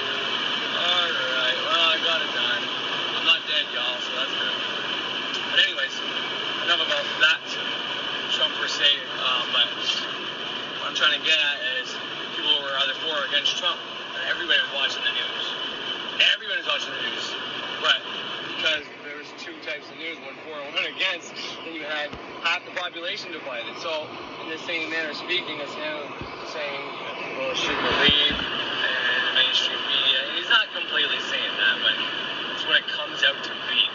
But anyways, it's like people were, but they just were believing in the one that they believed in, and there was two different opposing views of what was going on and what the truth was, and that was part of the fucking problem. So, is that good or bad? Well, I think two different opinions of how the world should be is better than just everybody believing in one opinion and going along with it, because then that's what happens in, well, like I said, Germany, the Nazi party, people were for, people were against, most people were for. Stalin killed, 6 fucking million people or more? People were for and against communism, and they all got rounded up and put into these concentration camps, one being the Gulag. So, it didn't matter if you were for or against, you got rounded up anyways, you know what I mean? So it's like, those people were watching their local news, reading their newspapers and shit in the 1930s, right? And same thing in Mao's China. In fact, China still is fucking communist, still ruled by communism right now. So it's like, should we follow the mainstream media? I don't know. They might lead you astray right now. The mainstream media, some of them like Trump, some of them didn't like Trump, but now they're fucking hurting. And they need some fucking puppet out there for get people to watch again. And it's like, anything they put out there is just going to be trying to get fucking views. It's not going to be helpful to humanity. None of this shit's helpful to humanity. So, Thunder Wizard says, we've never been at a time where people have never known who to vote for and what truth is. It's not their fucking fault. People are watching the news, and yet there's one news anchor saying one thing, one news anchor saying another thing, yet they're talking about the same person, same office, same president, same story, but one has this spin, one has this spin. And it's like, well, how come they can't just report on it and let us take our own fucking spin? Shouldn't that be what happens? Why do we have to have their fucking opinions? And he knows this, Thunder Wizard, and he said this and all that, and how it used to be versus what it is now. And he's even said that there should be some accountability on these people, which Russell Brand also said in his latest video, the one I played that day. And, you know, I respect what Thunder Wizard said about that, and I really enjoy when he talks about older conspiracies and things that were around when he was a kid, as long as he's being honest and truthful, because he exaggerates and lies from time to time. Just tell. Can't prove it, I can tell. But anyways, I think some of those things he's being completely honest about. But it's like, people that remember what happened when they were a kid, that are from generations previous to mine and other generations, they don't talk about that shit. There's no way for us to know, unless we literally comb back through the papers. The ones getting us media. So you have to be careful with what they're pushing, right? But all that's to say is, the division in the States is because of the fucking mainstream media. So how could be watching the mainstream media and taking their word for anything fucking help us out at all? And I mean, he's not saying to do that, but he's saying that no time in history have there been so many people confused and not knowing with votes and all that. And it's like, Okay, but the reason why people prior to this knew this shit is because they worked all day, and the little bit of media they had, whether it was the paper, whether it was the radio, whether it was the TV, they were on board with what, they took their word for what things were said, they made up their own mind, you know what I mean? But they only had their few sources of media to get their information, and there was only so many topics because you weren't getting this big array of topics from all these different platforms and other places. So you can only have a couple opinions on a couple things, and you know, versus now, people actually still watching the media, but there's two opposing fucking things. Whereas like 40% of the states like Trump, again, and 60% didn't. And there's all those people that didn't vote that also have an opinion, but of course probably most likely one or the other, right? So it's like to say that people aren't all in unison on anything. It's like, oh, it's not supposed to be like that. That's why we vote. People can't agree. That's why we go with the majority and all that shit. Because people don't agree. People have different. People want basically the same thing, except for some sociopaths, psychopaths, or whatever else. But they have different views on how to get there. And that's why we have different parties. One party is focused more on working hard, get what you want, whatever. One focuses on the people that can't work, and to make sure that, you know, everything is all driven by capitalism and money and monetary gain. You know what I mean? Those are those two parties. There's many parties, but those are the two main ones. And rightfully so. They should have this communication. So the fact that the United States is split in two for Democrat versus Republican isn't a bad thing, except for the fact that they want to kill each other. If the Republicans didn't want to kill the Democrats, and the Democrats didn't want to kill the Republicans, then it wouldn't fucking matter. Who cares? They can both have their views and talk about it and, you know, find the happy median to be on the same page, and we can both, because everybody's different. So everybody has something to offer and bring to the table. So everybody's views can help us out and bring us to where we got to be.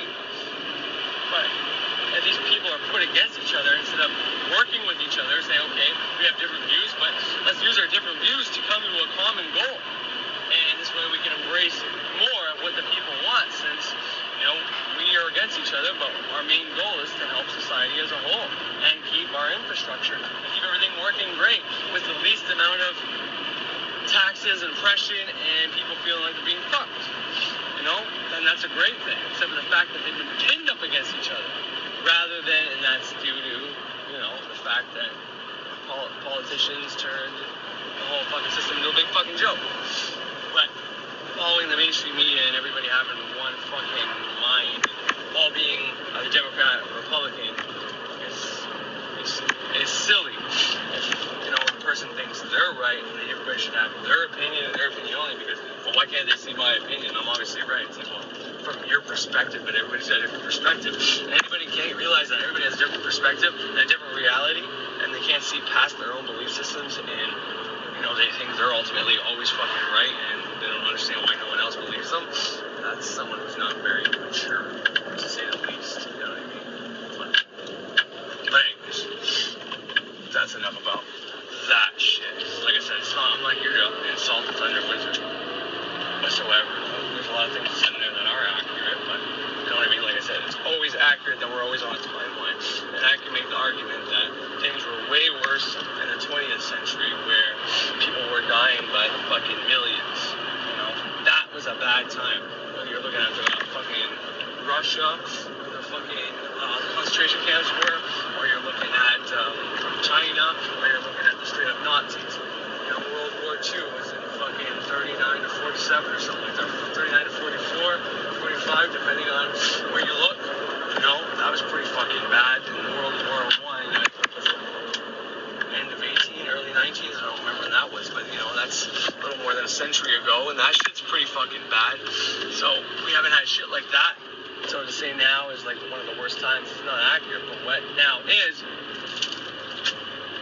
a beautiful time if you can discern between bullshit and true shit, because it's never been more accessible to get this knowledge. Call it a cult, call it esoteric, call it witchcraft, call it whatever you want.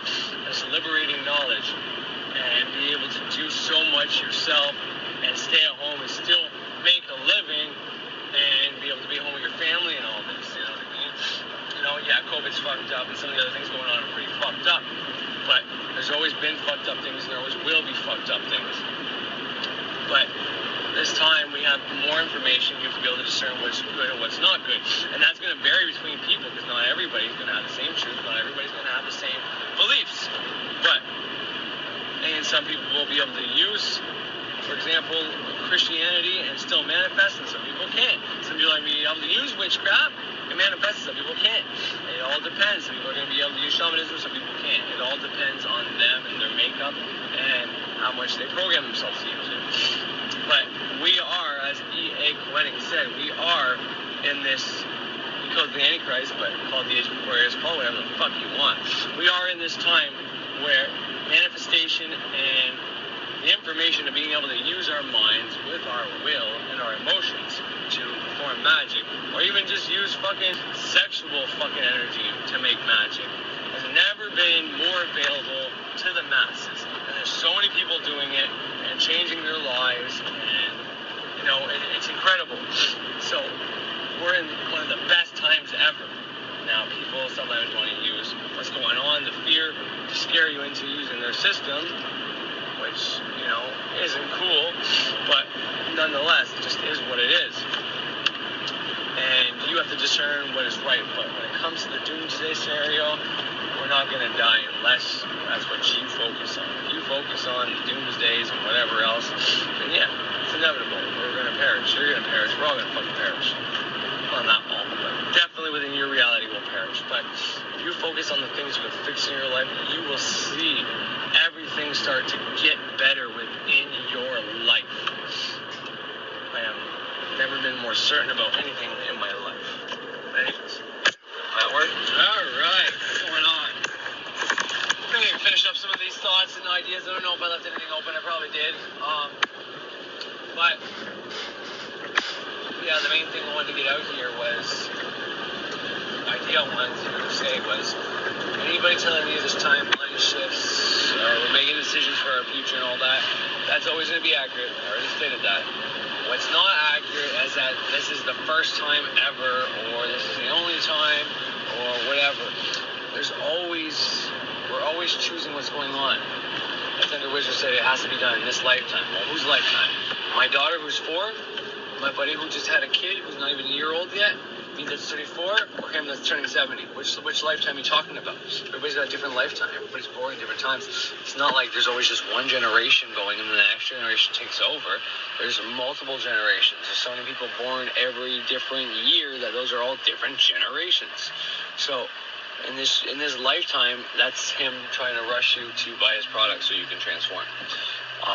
He's not wrong. We should be evolving, but we've been evolving for a fucking millennia. We've been evolving since we've been on this earth, and this is part of our evolution. We can't evolve too fast, and right now we're speeding up. Right now, there's no doubt in my mind that because of what I know about how energy works, magic works, and all that, the more minds that know about magical systems, the more power there is in it.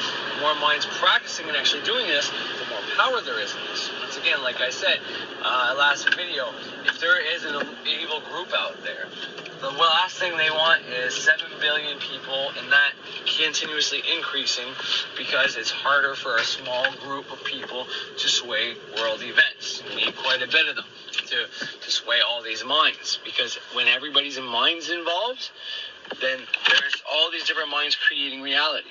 See, no one has more power than the other person. People are more in touch with their power. People have been practicing longer, have better programming, whatever the case is, and they can do better things. But we are all creating a reality. So how do you sway billions of people? You keep putting out propaganda and fucking doomsday bullshit to try to bring about a bunch of people dying. That's why anytime there's something bad that happens, a bunch of people die, but not the whole fucking planet. And it never will happen. It never fucking will happen. And this is why putting out information like this is more and more important. But this is the age of Aquarius, and whatever that means to you is whatever it means to you. What it means to me is simply the fact that everybody is starting to get on board and let everybody. But a lot of people, a big majority, are starting to get on board with the fact that we can create a reality. And the more information there is out there about it, whether it's true or not, it doesn't matter. It's still serving the purpose of it being true. Law of attraction isn't completely accurate. That's 100% sure, true. But it is still serving a purpose, because people see that, they get involved, and then they either find out, think it's bullshit, and they leave it, or they decide to dig deeper like me. Like I said before, when you understand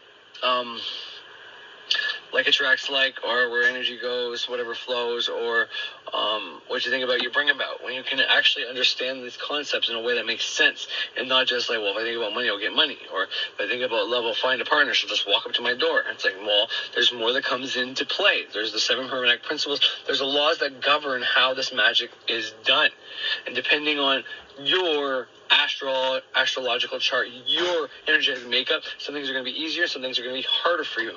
But we are in this time where information is so fast, and we can connect with so many people at one time that, right now we're kind of all stuck indoors, and you can say that's a conspiracy, so that we don't evolve too fast, or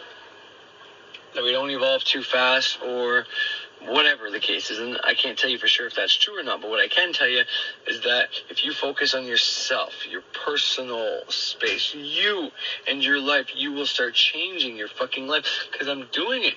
Like I said, I got this. It's not a business. It's not a business yet per se, but it's got the potential to become my own, at least seasonal business, which is a great thing. And it wouldn't have happened if all these things wouldn't have added up for me. If I didn't get a Vita's job, and then my wife fucking almost leaving me, and me taking a break, and then deciding to work with Damien because I can't do those shifts.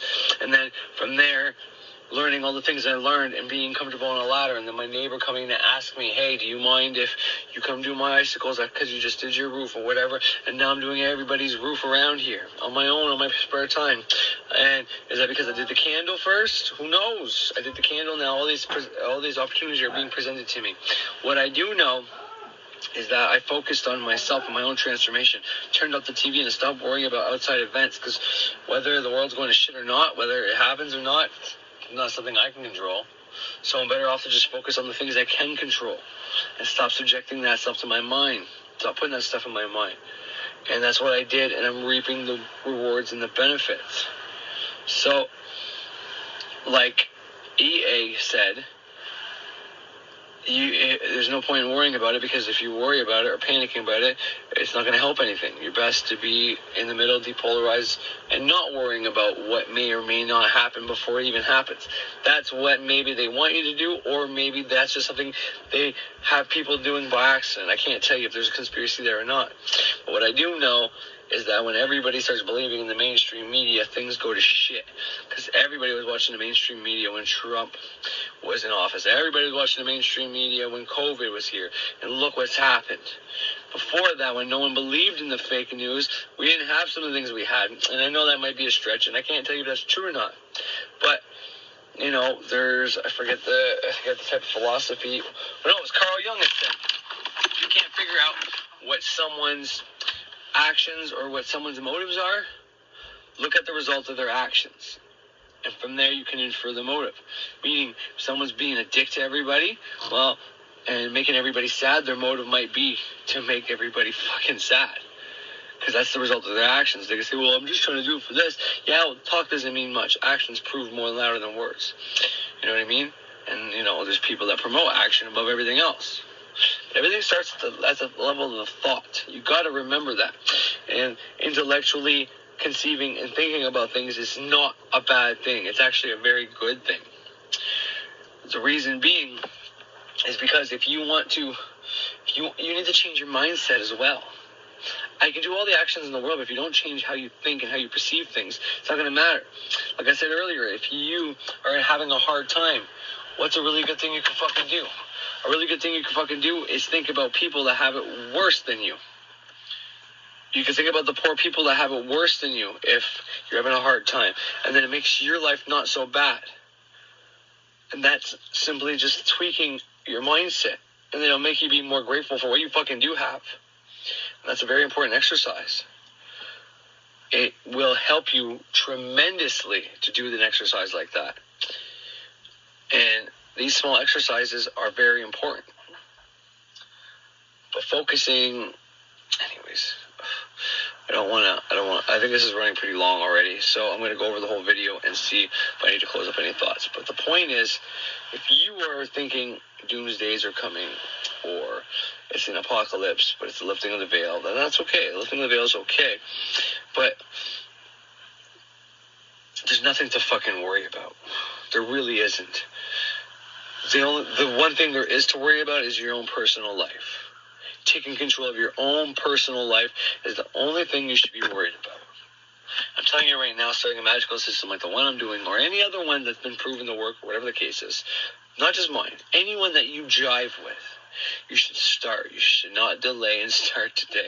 Whether that's T-Wiz, that's EA koetting, that's Freighter Xavier, that's Verge, that's whatever it is, whoever it is, start it. Start the work. You will not regret it. Because I said it probably a year ago. If you start doing magic now, you're going to get to this place in 6 months. And they're going to get even further in a year from now. And you'll be somewhat of a mid-level expert on this stuff for everybody new coming into the game.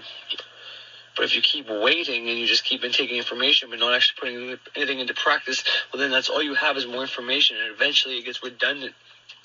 And you have to start looking at crazier things to get your fix. Because, okay, these things blew you away when you learned them and they made sense in your head, but then you never practiced them. So now you're just looking for the next thing that might be faster or better or easier. And it's like, just start. And this shit will blow your mind way more than looking at aliens or reptilians or satanic fucking Illuminati types or whatever it might be you're looking at. So anyways. And I think there's something said about healing, that you can do all these special healing exercises and still get sick by Thunder Wizard, and I just want to say that's total bullshit. Don't listen to that fucking guy. He doesn't know what the fuck he's talking about. I'm telling you right now, I know I can't smoke forever. I know that's bad for me. But like I said, my carbon monoxide levels are smaller, or lower, and I'm willing to take a test and prove it one of these days to show everybody I'm not fucking lying. But I'm willing to put my breathing techniques, my microcosmic orbit, my grounding, my meditations, my different breathing exercises. I'm willing to put all that on the line. All my detoxes, all the ways I get toxins out of my body, all the way I think, the reject, banish, denying of those bad thoughts saying I'm going to be unhealthy and accepting the ones that are going to be healthy. I'm willing to put all that on the line to prove that you can trick yourself, use your mind, whatever, use magic to keep yourself healthy. Now, you still have to have balance within things. Like, I'm a smoker, yes, but I've been working out and I jog on that treadmill for, let's say, 25 minutes. By 25 minutes, I run for at least 15, not straight, 3-minute intervals, 5 3-minute intervals, and the rest of the time is just me stopping between those intervals. And I do that no problem, even though I'm a strong enough smoker. And most people think, well, most people can't do that, you shouldn't do that, or, most people say, or if they think that's impressive, they say, well, you know how far you'd be able to do even better if you weren't a smoker. It's like, no, because if I wasn't a smoker, I'd probably be eating more. I'd weigh more. It'd be hard for me to run that fast. There's always something to be replaced with something. I'm not saying this is great, but there are other things I could be doing that could be more detrimental than this. And this keeps my eating at bay. And this is not an excuse to smoke, because I know I need to stop smoking. But the point is, you can do Reiki, you can do these different practices and get healthy. And don't let anybody ever tell you that even because you're doing all these healthy things and you have the proof that you're healthy, that really you still might be unhealthy. It's like, that makes no sense whatsoever. It's the stupidest thing I ever heard. When it comes to being emotions trapped in your body, that's absolutely accurate. Absolutely accurate that emotion trapped in the body can cause things. But you need to work on those. You can get those out. But just moving your body helps get the emotions out. This is why people run, when they're stressed, they exercise and all that. You can have a lot of fucking shit going on at home. If you move your body, you work all that tension out. Yes, granted, when you go back home, you're in that environment again, so it gets built back up, but then you keep releasing it. If you're not doing any of that, then yeah, you're in trouble. But simple exercise and moving your body, expression is the opposite of depression. If you move your body, you move that shit out of you. It doesn't have to be esoteric or anything. It could be simple exercise. But anyways, I think that's enough for today. I hope you enjoyed. Don't worry about no doomsdays, no stupid prophecies. We're all going to be fine. But if you focus on your life, you're going to be better than fine. You're going to be a fucking rock star.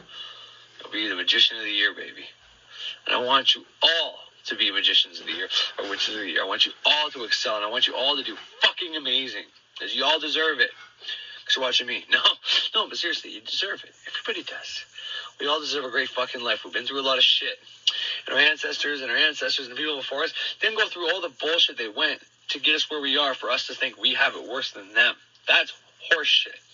The grandparents and the great-grandparents that died in wars and fought for our country would be rolling over in their graves if they said these motherfuckers from their computers think that wearing a mask in public is worse than us having to get fucking hamburger fucking feet and shot at and fucking all this other shit they had to go through. Are you fucking kidding me? You whiny little bitch. How dare you think you have it worse than I do right now? So let's not let them down, because then they won't help you out. It's simply preparation for the real power and the true sorcery that flows through me now. And you know what? I'm not special. I am not. I'm unique. I have my own unique things that I bring to the table, sure. So do you. You don't need to have special initiations by people who think they're special. You don't need to have a special bloodline. You don't even need to have a life full of supernatural experiences in order to push your ascent to the furthest level. All that you need is... Alright, so what he says there is pretty profound. Now the next thing he says is all you need is Satan. And I should have played it, but I didn't. But I want you to know that Satan to him is his representative of God, the Logos, the divine. It was what was allowed him to do what he has to do. Now, maybe I wouldn't use that word, but when I do a canon for Saturn, I put Satan on there often too. And that's my representation of him. Whether he would agree with that or not, I don't know. Maybe it's a whole different being, maybe it's the same being. I don't know. But what I do know is what he just said there is not much different than what Peterson is going to say right now. And it's the end of the video. I'm only going to leave you with another small minute clip here of Peterson talking about us being the Logos embodied in flesh. And, you know, the median and the path that EA took was the one that was right for him. And you're going to take what's right for you. I take what's right for me. And there's no reason for any of us to have to fight about what the right paths are for each other, as long as we're trying to help each other out. Anyways, I hope you enjoyed the episode. Have a great Psychotherapy, about psychoanalytic psychotherapy, was that it could be replaced by a sufficient moral effort. So what happens is that once God makes man and woman, so what that means in some sense is that once the Logos is embodied in something that's flesh, a place for that to be has to be established. And so you might say, well, this is an archetypal story. So the question is, well, what is the archetypal nature of humanity? The essential nature. And the story says the essential nature of humanity is that we're Logos clothed in flesh. And I think that that's in accordance with people's own subjective experience.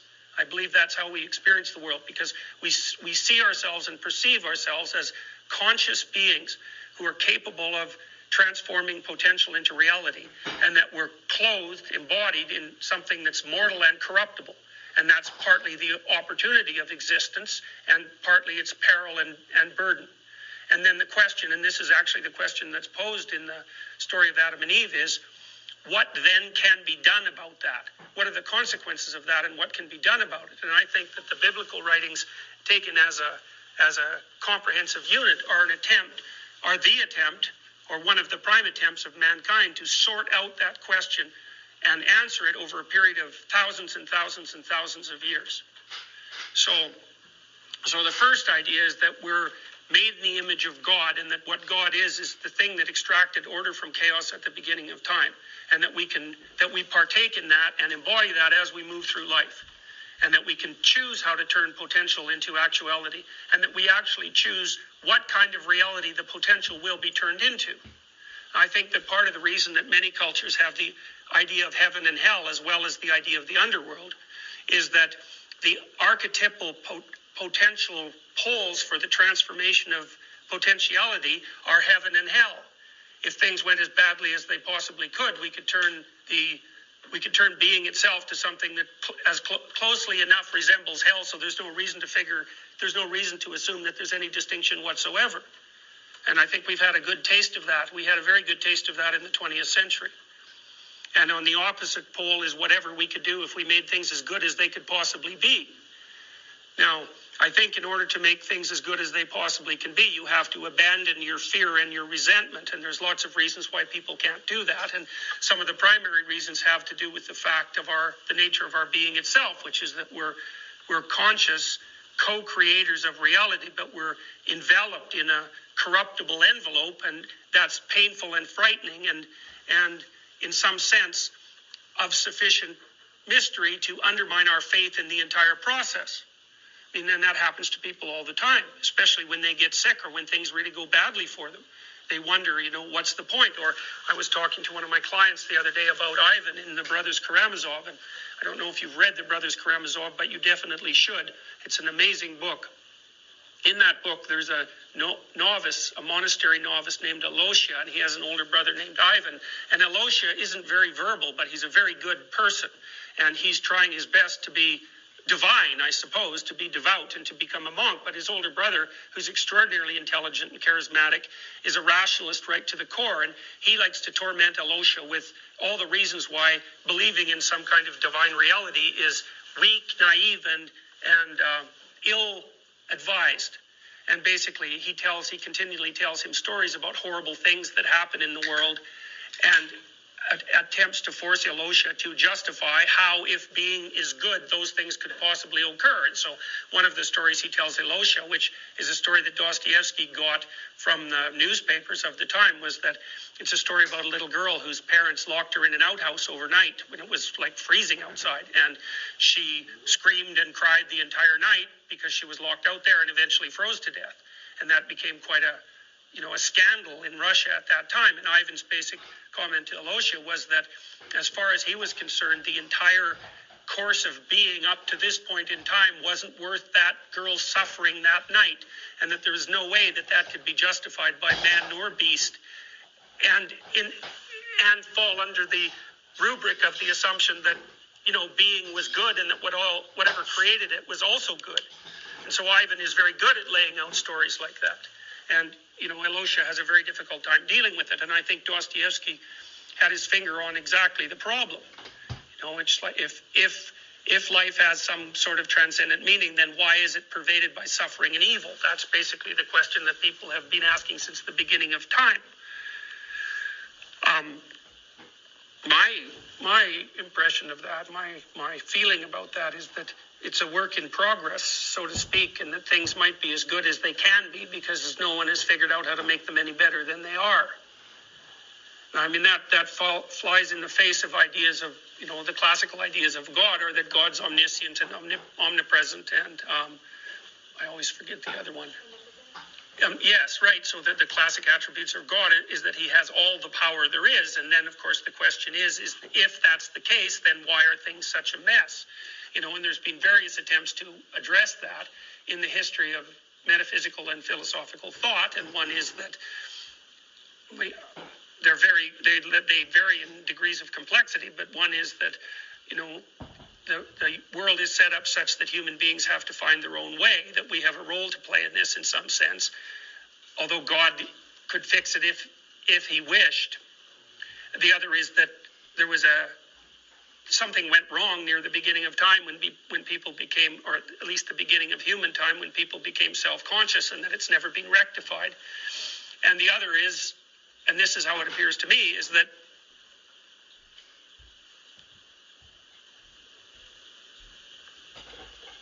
it's something that has to be worked out as time progresses. That the nature of perfection can't be predetermined. It's too complex. And like, he dumbfounds me, because what he just said there's so much there in that, from the omnipresent, God and all that. But right now, I know I said the video's already done, but I just have to add this in. If God can do everything, then how come he doesn't do anything?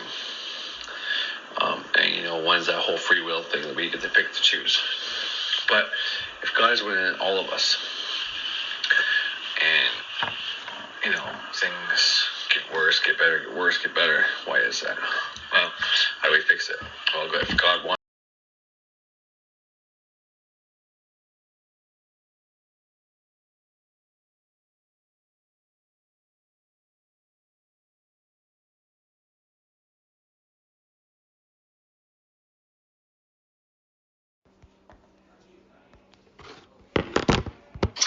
what have I been saying? You start by fixing yourself, you will fix the world. So if you want to know why God hasn't fixed the world yet, it's because you haven't chose to fucking start fixing your fucking life. That's my take on it. Because we are all God. If we start fixing our own lives, we fix the fucking world. It just takes someone to start. I started. Are you going to start with me? Come on, let's fucking do it. Let's fix it. What else we got to do? Fuck. Sit here and piss and moan, pretend the world's going to end, and tell people bad timelines are coming. Let's pick the right one by picking my product. Back off. Fix your own life. You know how to fix your life. If you don't, find someone that can help you. That's where those things can actually come in. He probably could help you. I'm not saying he can't. I'm just saying you have a pretty good idea how to fix your life. There's things that you do that you know aren't good, and you do them anyways. Well, maybe stop doing that. There's things that you lie about that you probably shouldn't lie about anymore, so you stop doing that. You can clean your house whenever you should. If you clean your house once a week and it stays clean most of the time, great. Clean your house once a week and it gets messy after, well, then maybe you have to talk to your kids and get them to start cleaning, and maybe you have to clean more too by example to teach your kids. There's things you can do to help.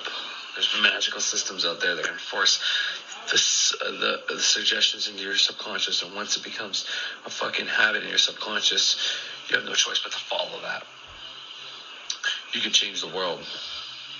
Every one of those things he said have meaning behind it. You know what I mean? Every single one. We evolve as we go, because every time we create a new timeline, let's say every time, boom, we went from the radio to the TV. We went from the TV to internet. We went from internet to phones and all this tech at the fingertips.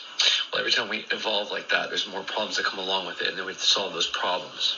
So it's not as simple as God just saying everything's fixed, because we are evolving. We're getting smarter. There's not a point in time where we ever got dumber. We always get smarter. A lot of people say there was a reset and people were just as smart as we are now back then, and I can't tell you if that's true or not. Sure, there's a whole lot of fucking proof of it, but who knows?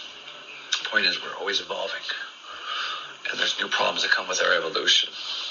So everything, every offer, every answer he gave an offer to is a good response. Like I said earlier, EA said through Satan, he found his potential and his power. That's because he's drawn to that kind of stuff. That's what it needed to be for him because of what happened to him. Christianity, whatever the case may be, it doesn't matter what name of the deity you believe in, as long as that deity gets your life in order for you. If you're following the Christian way and your life is a mess, but you're still going to church on Sunday because you don't want to go to hell, well, maybe you need to start thinking about something different. Maybe you can still keep going to church, but you can make some changes that can give you some results right away. Maybe if you're doing black magic and cursing people, you might need to think about maybe stopping cursing other people and look at why you need to curse so many people. Now, I'm not saying to not curse people. I'm saying sometimes people need to be fucking dished. Some people need you to dish out the karma to them. There is times for that. But only, you have an internal guideline for that. And if you're just butthurt because someone proved you wrong and you were wrong, but you didn't like being wrong, so you decided to curse somebody, it's like, well, no, you're fucking wrong, man. Deal with it like a man. Don't go around cursing people just because you're fucking wrong. And I'm not one to talk. I've done some black magic, and everybody knows that. I made it very public on here. I don't do it. I don't practice it, but I can. It's always good to have this knowledge of it, can understand stuff. But the point of all this is we are the God. There's no God up there about to fucking end this bitch. He's in us. He's with us. We are it. And we have to understand that we're part of this. We all are part of this. We don't all have to be on the same page, but we all just gotta focus on our own fucking lives and not worry about things out there that don't really affect us. And make big videos and spiels about how it's crazy that so many people believe in this and this and this. No one gives a fuck what they believe. They'll figure it out and they'll fix their life, but you telling them, proof and arguing with them isn't gonna help. I'll quit it. If it would have, they've already believed you, but they just come back to your channel to argue with you. You know what I mean? It's just, you gotta focus on fixing your life if you want this to be fixed. And maybe you don't want this to be fixed. And if that's the case, you need to understand why you want this world to die. And if you're going out there promoting and pushing conspiracy stuff because you want the world to end because of your sad little pathetic life, well, I hate to tell you, but your life will probably end because of what you're focusing on, but you're not taking anybody else down either. You may try to, but they'll come back. They'll understand. They'll see through your bullshit. Anyways, this is really it this time. Have a great fucking day. So in some sense that that being itself is an attempt to compute the perfect final solution, but that no one knows what that is and that you can't compute it without running it as a simulation. It's something like that, and that we participate in that. And I believe that every time people make a choice, that the choice that you make is between tilting the world in a direction whose final destination would be something resembling hell, or tilting the world in a direction whose final destination would be something approximating what that is, and that you can't compute it without running it as a simulation. It's something like that, and that we participate in that. And I believe that every time people make a choice, that the choice that you make is between tilting the world in a direction whose final destination would be something resembling hell, or tilting the world in a direction whose final destination would be something approximating heaven. Doing nothing?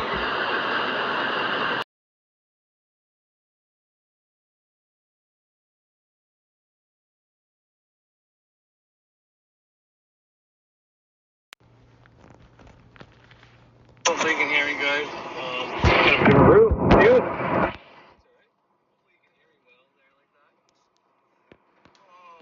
Alright, well, some things to talk about, I guess. I'm not spiritual yet, but I will be getting into spiritual. Don't you worry. First thing is, was my last video. Might have been my podcast with the YouTube video version. And Mika Vlog PC told me that Three Idiots is actually a movie. It's an Indian movie, but it's very good. So I'm going to check that out and see what's up. And I appreciate you letting me know that, because, I made this wild assumption that it might be to do with three cells or something like that. I'm just throwing it out there. You just, you know what I mean? That's when your mind is thinking about something. So that episode I was thinking about T-Wiz a little bit, mainly about the message I wanted to get out. That's exactly where my mind went. On a different day, I might have thought something completely different. But anyways, next thing is, I've been doing my podcast for a while now. I've been playing for music on there for a while now, and it always gets flagged on YouTube. Always. And it gets blocked in some countries and shit like that. Maybe it didn't help that I said it. But anyway, so I played one song, I think. One song on the podcast version of my last video. Anyways, I go on there today on my break just to see, how my shit's doing. There's like $30 in there built up. Next payment scheduled for the end of the month. And then it says, there's a yellow message saying I'm copyright infringement. I'm no longer eligible for the monetization program. If I'd like to be reinstated or be part of the program, to contact them. So I'm contacting them on my phone. I deleted my mail a long time ago. Just hit Google or my Gmail. Anyway, so I'm trying to figure out what the fuck happened there. I'm waiting to see what happened there, but I just thought that was very weird because, I've been playing music for a while. I was doing the 15-minute ones. I never played music. When I got to the 45-minute ones, I think I started playing songs from time to time. And for a while there, my songs were pretty shitty sounding. Then I figured out how to get it good. And then I lost it for a while. Then I figured out again, Where there's a will, there's always a way. But something happened recently. I can't can't really speculate why.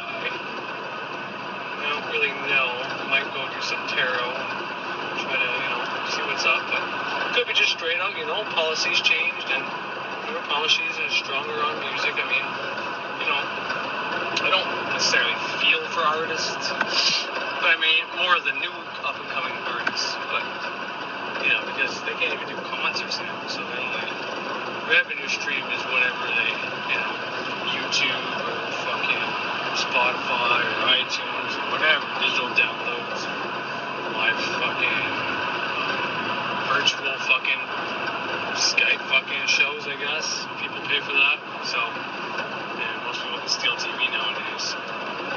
But anyway, so it could be just simply that. I just thought that was something worth mentioning, something worth talking about. I'm gonna figure all that out because I make quite a bit off of that fucking thing and it kind of pays for itself. There's no way I'm gonna continue paying for. Can't say that because I still want this information out. My podcast gets it out to Spotify, gets it out to so many different platforms. Audio of my videos now, but I mean, this initially started on fucking what's behind my podcast. Holy fuck. Don't worry about him now. Shit. Okay. I was going by a cop going pretty fast, and then I look back and he's fucking passing cars, so that's alright. But I mean, going from an 80 to a 60, and I was going 80, so I just said 60 began, so I should be fine. Anyways, so this whole fucking thing started on my podcast, and it took off on my podcast. My podcast started doing fucking amazing, I got a message the one day out of nowhere after I started doing my show. It was just like, I think I did 3 or 4 episodes, maybe 5, I don't know. And I was just kind of like, I've been checking it every day to see if anybody was found it. And it wasn't until I gave up completely, stopped looking at it. I get this notification from Spreaker saying, fans are waiting, make an episode now. What the fuck? Probably just some fucking big ass shit they tell everybody to get you guys to use the service, eventually buy the service and all that, or whatever else. And then it turned out I had a bunch of views. So I was like, wow, this is fucking cool. So I can't stop doing my podcast. So unfortunately, I have to stop playing songs every once in a while. And I mean, I haven't been playing songs all that much anyways lately. One here and there, something that's relevant, whatever the case is. But to be completely honest, I haven't really been playing much, so it might not be that big of a change, but just keep that in mind. I don't know why I don't play songs anymore. That might be it. Kind of pulling back from playing the songs for a while. And I don't really care about the fucking copyright infringements. They normally happen on fucking YouTube all the time. That's why I always have the other video as well, so you can still get the content if you're in one of the countries where it gets blocked, or whatever the case is. I mean, there's a certain amount of people's stuff you're allowed to use. There is. But I don't think it's a whole copyrighted song or all that shit. So anyways, that's enough about that. If you wonder what I'm trying to do, that's a big massive back of my fucking neck. Went to the gym last night with my wife, so I sweat a little bit more. I sweat all day at work, even though I work in a fucking cold ass winter. Anyways, so let's get into something spiritual, shall we? Yeah, we're supposed to be starting to get into Kabbalah, Great Work Soul Transformation, how to, what to, where to. Yeah, so stay tuned for that shit.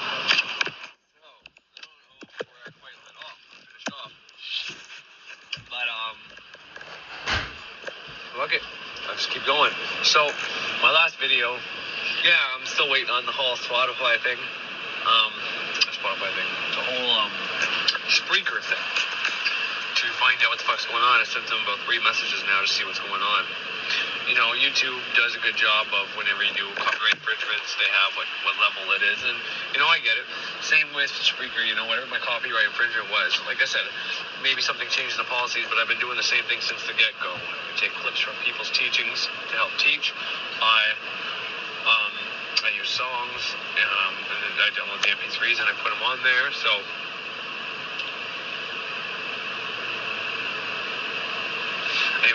sorry, I was reading my wife's text. We're at the gym right now, but they're like past capacity, so I think we only one of us can go in. So I let her go in, but she's not gonna stay very long. I know without me. She likes going to the gym with somebody. She's more comfortable. She's a very social person.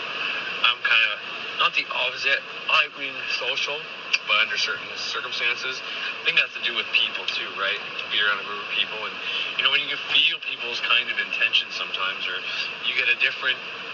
And maybe it's not always completely accurate, but sometimes you get a different feeling coming off of people, right, than what they're trying to present. And a lot of people do that, right? They try to portray themselves as something other than their identity, but sometimes some people try too hard, you know. So I find it hard being around people like that sometimes. I'm the kind of person that a lot of people like to walk up to and tell me stuff, personal stuff, and especially now that I know how people can affect me. And which affects everybody to a certain degree. It's not just me being special. I'm not saying that at all. If you're listening to me, you're probably likely somebody like that as well. That's probably why you kind of jive with me, listen to me. But anyways,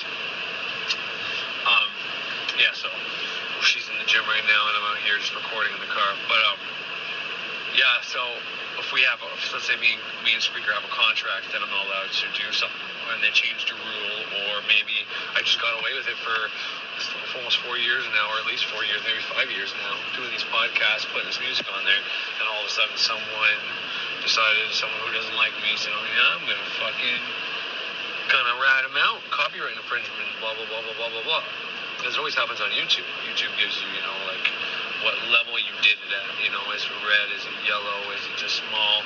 Sometimes your video gets straight up blocked. Like one time I went to use a clip from Disney, I think it was, and it was there, The Little Mermaid. It was Ursula singing the witch song, and I ended up doing just the audio, I think, for that, and got around it that way. But what happened was it got straight up blocked. Like my entire video was blocked because of that one clip. So I had to take that clip out, and then I was able to do it. I don't know how I got around that. I think on the podcast I'm still able to put the audio. I don't think YouTube I wasn't able to do anything though. Whereas when I have a song on my podcast and my podcast goes to YouTube, like the one song, which is starting all this, Sound of Silence, which I love that song by the way, and it's not to rip anybody off, it's just such a powerful song that I want people to also feel that, and it kind of helps get in the right sentiment for my podcast. The music I put on my podcast is for a specific reason. It's for the emotion that I want people to kind of be drawn to or in whenever they're listening to my podcast. Most of the time anyways. And that's why sometimes you'll see a big variety, a big change. Because the next segment that's coming on, I have a different... Anyways, doesn't matter. But, so me and Spreaker are in a contract that I'm not allowed to do that. Well, 4 years later, I'm still doing the same thing, and then all of a sudden I get the infringement, so that was kind of fucked up. But they're going to change their policies, and it's up to me to read my emails. But I didn't get a notification, like I said, or nothing, just one little fucking vague statement on my dashboard. So I didn't even know this happened until, if I never looked at my dashboard, I wouldn't have known. I could have kept making fucking podcasts, and the dashboard's like on Safari, on like their Spreaker website. It's not even in my app. My app doesn't pop up with a notification, which it does if I didn't pay my bill, or they shouldn't get, if they went to my account and there's no money there for paying for my subscription, I'd have a notification. But for them to stop my monetization, for the money they have to pay me, I don't even get that much. So that's what I don't like, and the fact that, you know, YouTube spells it right out for me what I fucking did wrong. Whereas this was just copyright infringement, you are suspended from...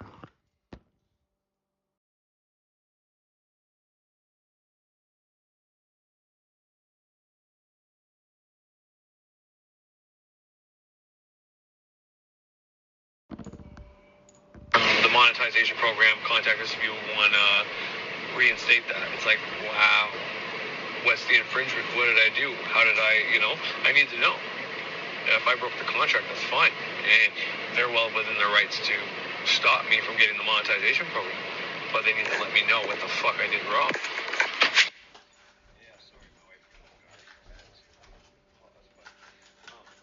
We're in a two-party contract, and within that contract, there's some rules and regulations that state that I can't use other copyright claims or other copyrighted anything that belongs to somebody else that I don't have permission to use. If I use that, then that puts me in default, or it's recommendable by no longer being in the monetization program. that's fine. So if that's what I did, that's cool. But I want to know, like, what it is. You know what I mean? I'm not going to sit here and just guess and just be like, oh, okay, it's okay, keep my money. Spreaker. It's like, no. What episode is it that I have the copyright claim on? Is it multiple? Is it one? Is it many? And if so, all the monetization for all the other episodes that didn't get that, am I eligible to that? Or is there a contract stating that I'm just no longer eligible to any of the money I've already accrued? Or like what's going on? And that's what I mean. That's what's pissing me off. And the fact that Spreaker's normally pretty quick. There was a couple times where I was supposed to get paid at the end of the month and then I didn't get paid. I messaged them, and then, sometimes I think the longest it took the one day was 6 to 8 hours for them to respond to me, but it was within the same day. And I'm already past that now. And it's 3 messages later and I'm still no answer. So that's what I don't like. And then literally, and it's not like it just stated like you're no longer in the monetization program. Suspension will be permanent until this time, or whatever the case is. We're reviewing your shit and we'll get to you. It said if you want to be reinstated, or I forget how they worded it, but it's like contact us. It literally said to contact them. So I contacted them 3 different ways. And one directly through the contact us, and then the other 2 from other ways, just so that I can get their attention faster. Still no reply, so that's kind of pissing me off. But nonetheless, I'll keep going. But that's what I mean. Like, for example, for the payment, if I didn't, they went to go take the money out of the account and it wasn't there, they always tell me, I get a notification saying they tried to take the payment, it wasn't there, they're going to try again, I think the next day, or if I need to contact them, whatever, contact them. But there's a notification right away, and I see it right in my Spreaker app and on the dashboard under the notification settings. And it'll literally tell me. Or if it tried 3 times and it still didn't come out yet, then I won't be able to use my Spreaker. But right now, I can use my Spreaker. I can make a podcast. They'll get the monetization. I won't get fuck all. And if I didn't check my dashboard, I wouldn't even know that something was going on. That feels dirty. That's what that feels like. Now, once again, I'm in breach. I'm in breach of contract or whatever. But what I'm trying to say right now here is they tell me I'm in breach, but they haven't told me how I breached. That's like saying, here's a fine for speeding, but I'm not going to tell you where I saw you speeding. I'm not going to show you the gun, and I'm not going to tell you where it was we caught you speeding. You know what I mean? That's what it feels like. It's like, what the fuck? You got to let me know this shit, If you're telling me I breached my contract, tell me where in the contract, what part of the contract I breached, and what I did. Just saying copyright infringement doesn't mean shit. To me, it could be like, no, I own all this. You know what I mean? And maybe I contacted Disturbed or the label of Disturbed and spoke to them and asked them permission and have a signed contract or agreement with their label saying I can use that song. You know what I mean? So that's my issue. And it's already been 2 days. I'm not getting monetized, and we're about to start day 3 here. And that's the thing, the monetization is not just for my newest episode, it's for every single episode, for all, close to 300 episodes now. So every episode up until whichever one I breached in is making money to this rate right now. As we speak, people are watching my shit right now. And I'm not getting that monetization because they said I breached, but they haven't told me how. You know what I mean? So they have all the power in this, but they're not doing it correctly. And I know quite a bit about contract law. And I know how they can default. And I like Spreaker, so I don't want to do anything rash. But my next step, if I don't hear an answer from them, is going to be put them on notice for the way they're defaulting. And I'm going to null and void the breach they're saying I did. Now, what I did is still a breach of contract nonetheless, and that's valid. But what they're doing could also allow me to not have to pay for a couple months of service. So this is why it's important to know shit, And I'm not, and you can say, well, he's just talking on his ass. He's pretending he knows. No, I'm telling you right now, I've gotten away with quite a bit of stuff, from collections agencies to simple little contracts to payday loans to so much because of these little areas in contract law that if you know a little bit about it, you can do a lot. But you also have to know the proper procedure. You have to go about it the right way, which is a nice segue into what we're going to talk about today. What are we going to talk about today? Well, as a result of my last video, what I talked about personal responsibility. I talked about how when you stop believing in a God, or whatever your spiritual belief is that you were programmed from a kid. It could be anything. Normally, in my circles and where I am, normally it's Christianity or a Judeo-Christian, sometimes Islam, but sometimes, one of these main ones. Normally it's breaking away from that and starting a newer spiritual path that is more occult, esoteric, more, what's the word I'm looking for? It's more maybe mythology based, more deity based. It's the belief of knowing that you can use deities to your benefit, but these things that we've deified and personified over time are actually energies within us, is one way to state it, I guess.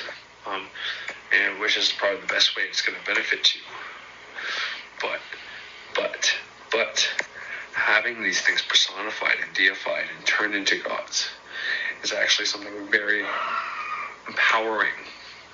Meaning, you're programmed as a kid to know that there's this God in the sky.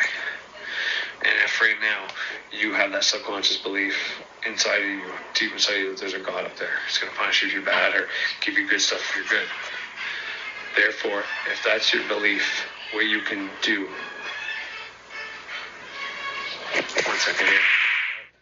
My stepson decided to send his music to one of our Google Home, I guess it's called, things that was upstairs in the bathroom. And my 4-year-old sleeping, and I didn't want her to wake up. So I had to deal with that. Anyways, so having that subconscious belief of whatever it is that you were programmed as, in lots of spiritual communities today, we're trying to say, a lot of people are saying, to get rid of that belief. Get it gone. Get it out of you. But what I was trying to prove was, when that happens, nihilism can fall upon you at that point, because then you start, which I've spent many episodes, podcasts and videos speaking on how fear-based media is the beginning part of spirituality. I believe that wholeheartedly. I believe that when you start going down the fear-based conspiracy hole, you start seeing all these things that start going and disproving that God is real, and you start going down the hole that, God is dead, there is no God, blah, blah, blah, blah, blah, blah, blah, blah. Knowing that there never was a God, okay, consciously, if you do this enough and it gets into your subconscious mind, it basically kills the God in your subconscious mind. Therefore, you can become very nihilistic. Nothing fucking matters, And sometimes I can mimic being depolarized, but depolarized is like a choice of not being attached to anything for or against, versus nihilistic is mimics that, but it's more like, what the fuck's the point? And then you can make bad decisions and you can get rid of personal responsibility. Whereas today, I want to talk about personal responsibility a little bit more, and the benefits and how you can change the world. And as a result of what my last episode was, Russell Brand is someone who I've subscribed to, because I've got a lot in common with the man, from the addiction problem to going into spirituality and to blah, blah, blah, blah, blah. His newest video was very, very great, and at the risk of, what I've just been talking about happened to be on Spreaker, whatever it is as it is, I'm going to play a little bit of that for you so you can hear what he says. He talks about QAnon, he talks about 9/11 conspiracies, he talks about COVID vaccines, he talks about a lot of those hot topics right now. But I like what he's talking about. And there's only one small thing I would switch at the end of what he's trying to get at, and holding some upper ups accountable for some of this stuff. And there's one thing I would change, and then I'm going to go switch to a Peterson clip after that to show you what he means. Someone asked him a question about something, and the answer he got was very empowering and proof of how you can change your life and the world by starting from the microcosm, working your way up to the macrocosm. And that's kind of what I just want to get into here today. And it's going to be a part 2 of what I was talking about last time. And I'm going to keep giving you more examples of how when God is dead within you, you can flip that to be a good thing, because then you can become the God once you know that. And you don't necessarily need to remove your subconscious God, whatever you were programmed with. All you have to do is learn how to tweak it consciously, meaning say the right things consciously, put that God to work that's deep in your subconscious, and get that God to manifest stuff for you. Because once again, it's just a symbolic representation. Magic is getting stuff into your subconscious mind to play out in your reality. So if in your subconscious mind you have a Godhead there, okay, well, what you need to do is slightly tweak some of that programming. This is why learning about, like I said, the Greek deities and the Roman deities and all these different deities, having all these different names for the same person. Instead of having just one God who does everything, you break it down into 7. But it doesn't matter, even if you have that one God in there, consciously, you can break that one God down into 7. But when you do your ritual, you put that God to work. You can use the words of the Bible, Anyways, but that's what I'm going to get into. I'm going to show you how to do that in this video. I teach how to do that in this video. How to put your already subconscious mind that's already been programmed, and how to use it in ritual and symbolic messages, and get it into your subconscious and get that fucker to work for you. Because the deity, it doesn't matter if it's real or not. None of these deities are really real. Like, as in, historically, a real character that lives once upon a time. They're not real in essence whatsoever. They are real, because they're living in your mind right now. They're in their own little deity world right now. And that deity world is in our astral plane, which mimics everything here in this physical plane. Therefore, what you affect on that astral plane will filter down into this plane. That's another way you can look at how magic works. So whatever deity that you know you have in your head, now that part's going to be on you. So I'll use whatever example I use. If I use Christianity and Old Testament versus New Testament, or Jesus, or some of the saints, whatever the case is in there, whatever one I use, you're going to flip that to your personal experience. So if it's same as mine, Roman Catholic, then you can use exactly the examples I use. But if it's here Islam or Judaism or a different religion altogether that I've never mentioned, you're going to have to find the different correspondences. But it's the same concept. You just got to find the right correspondences. I said Jesus can correspond to Jupiter, whereas God of the Old Testament will correspond to sometimes Mars, sometimes Saturn, but other times other things. Mary, praying to Mary, can be like the moon, the mother. But the month of May, and there's certain prayers you can say to Mary to help the flowers grow and shit like that, which could be a correspondent to Venus. But if you have Mary in your mind, if you did a bunch of Hail Marys as a kid, then you can use Mary. You can make a candle to Mary, put the Venus symbol in there too, but do it to Mary, and you can manifest something using it. 100% in complete belief of that. Now, you don't have to do just Mary. You can do like I do, get a green candle. Depending if you're using Mary for the moon, then use a blue candle. If you're using it for something birthday, like bringing in money, use a green candle. And write Mary, but write Venus, write Aphrodite, write Frigg, write Frida, right? Shit. What's the other names? Astarte. Is it Iana? There's a Mesopotamian name and a Sumerian name. One's Inanna and one's Iana. One is for the moon and one is for Venus, and they're so close. But one of those, put all those names on that candle, and then I am grateful for whatever the fuck it is that you want. Now, if it has something to do with the moon and water and the emotions, or your emotions in your body, or your emotional state, or maybe you just want to cast for the ability to use your emotions, to amplify your emotions, to make magic work better, you can do that too. I mean, using Jupiter is a good way to get money, because money corresponds to currency. Current, there's water current, banks, the river banks, there's a bunch of different words I can play on, but I can't think of them right off now the top of my head. But using Jupiter and Venus, or even the moon and Venus, can really help get you financial currency.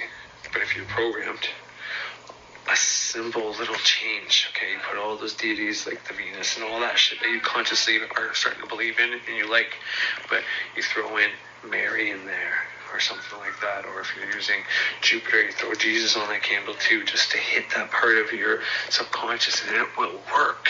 I'm telling you, You don't need to buy a program from anybody. You don't need to do anything. You simply start using this technique. It's going to take a little bit of time because it's not that it has to be in your mind, which it does.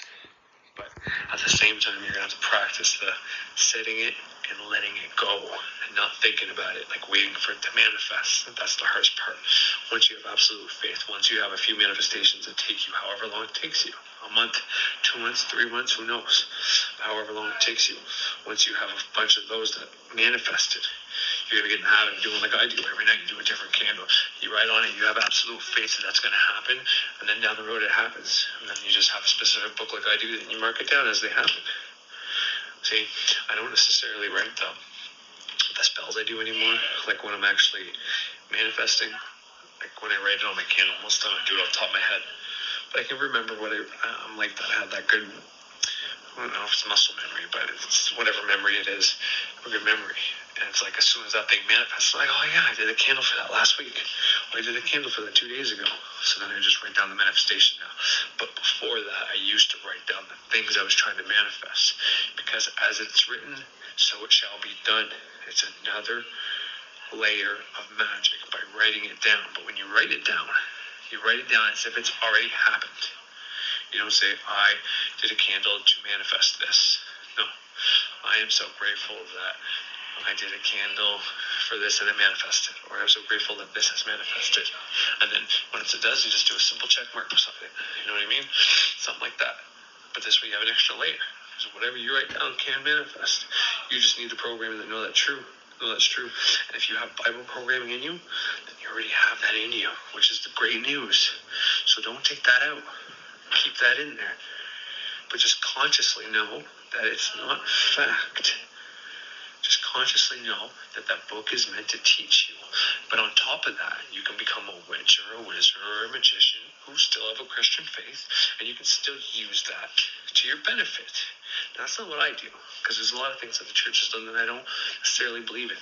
And there's a lot of things that they do and tell people, you know, it's like preach love and treat everybody whatever, but then at the same time, it's like, well, those fuckers are bad. Was that other church down there thinks differently on this, and we don't like that? It's like, who cares? You know, if you really were preaching what God and Jesus wanted you to preach, why would that shit matter? But anyways, let's move on to Russell Brand before I get into too much of this, and then I'll elaborate more on this later if I can.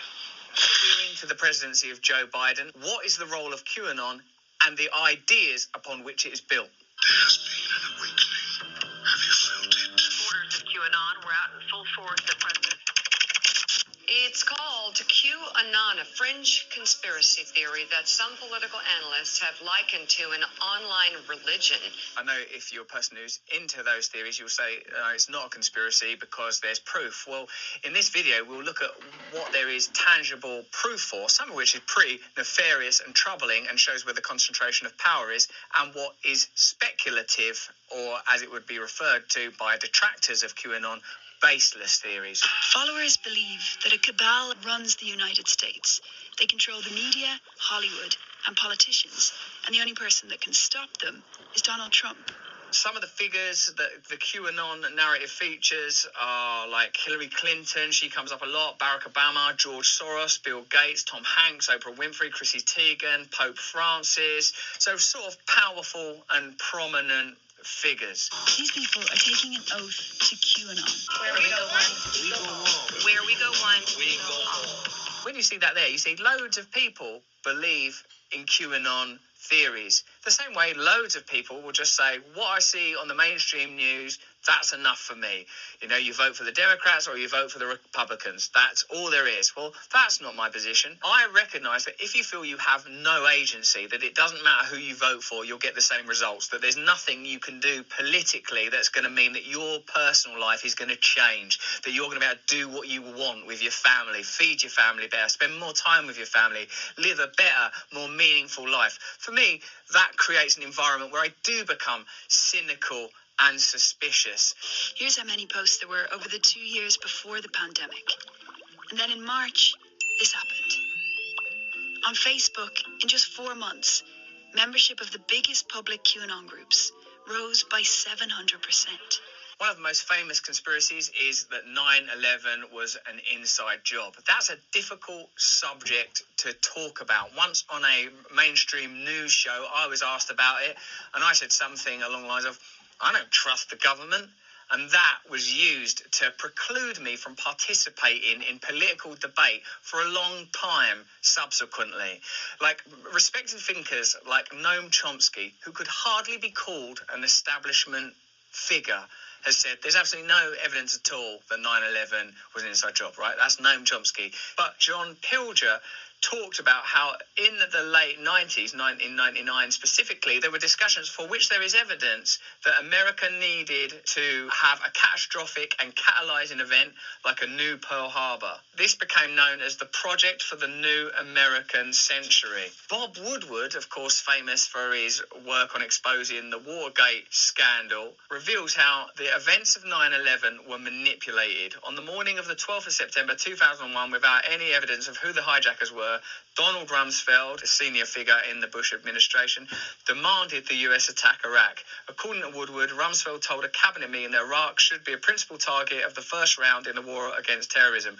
Iraq was temporarily spared only because Colin Powell, the Secretary of State, persuaded Bush that public opinion has to be prepared before a move against Iraq is possible. So whilst there's no evidence that 9/11 was an inside job, some immovable, ratified evidence, what we do know, what there's evidence of around 9/11 is, in response to 9/11, US government sanctioned the collection of telephone and internet records of tens and millions of Americans by the NSA as uncovered by Edward Snowden. Edward Snowden wasn't pardoned by Donald Trump. Edward Snowden wasn't pardoned by Barack Obama.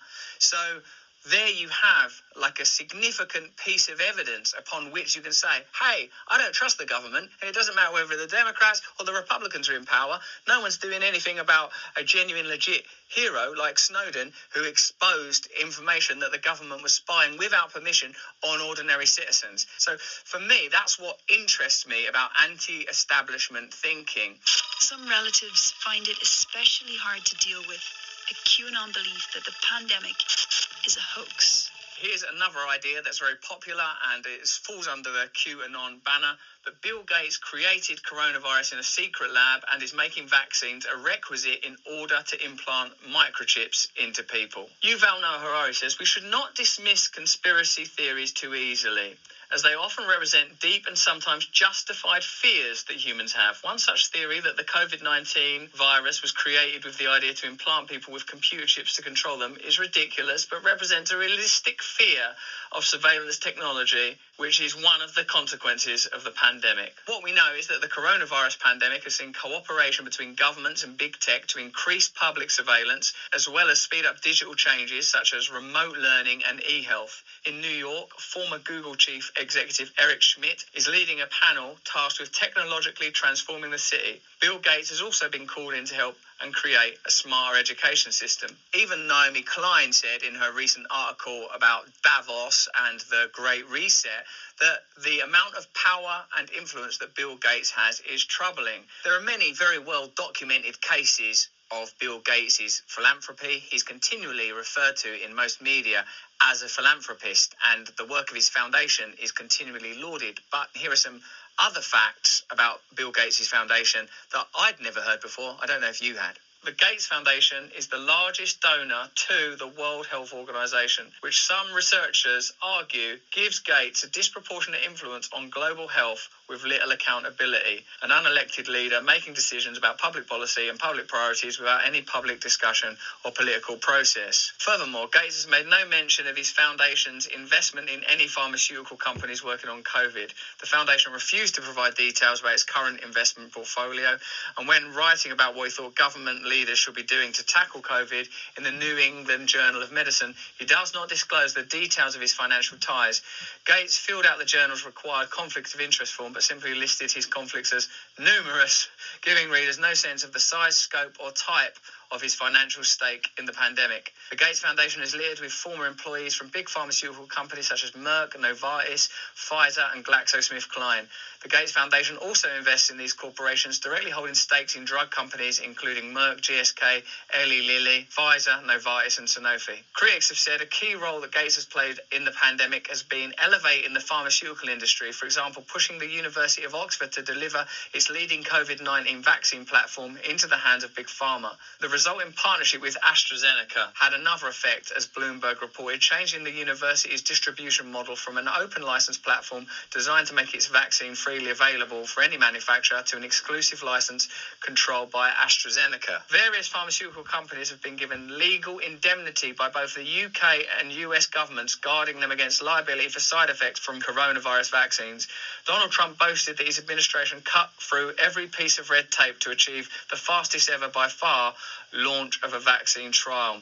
I suppose the value of a list like that is to demonstrate that within the realm of public record, there is sufficient financial activity to cause concern without recourse to ideas that are more difficult to prove and for which there is no evidence that I know of. The Gates Foundation has also influenced news coverage of global health policy, donating millions to major media outlets, including NPR, PBS, ABC, BBC, Al Jazeera, The Telegraph, The Financial Times, Univision, and The Guardian. So my position is I have a sense that there are deep state and corporate relationships that influence policy and impact in a significant way the lives of ordinary people. Certainly there is sufficient provable, demonstrable stuff to suggest there needs to be radical change in the way that we run the world, and I can understand why people would have doubts, suspicions, and why a territory for speculation would be created. But what has always interested me is the actual way that very powerful interests operate and collaborate. That, in a literal sense, is a form of conspiracy without recourse to these rather more esoteric and some would say peculiar assertions around occultism.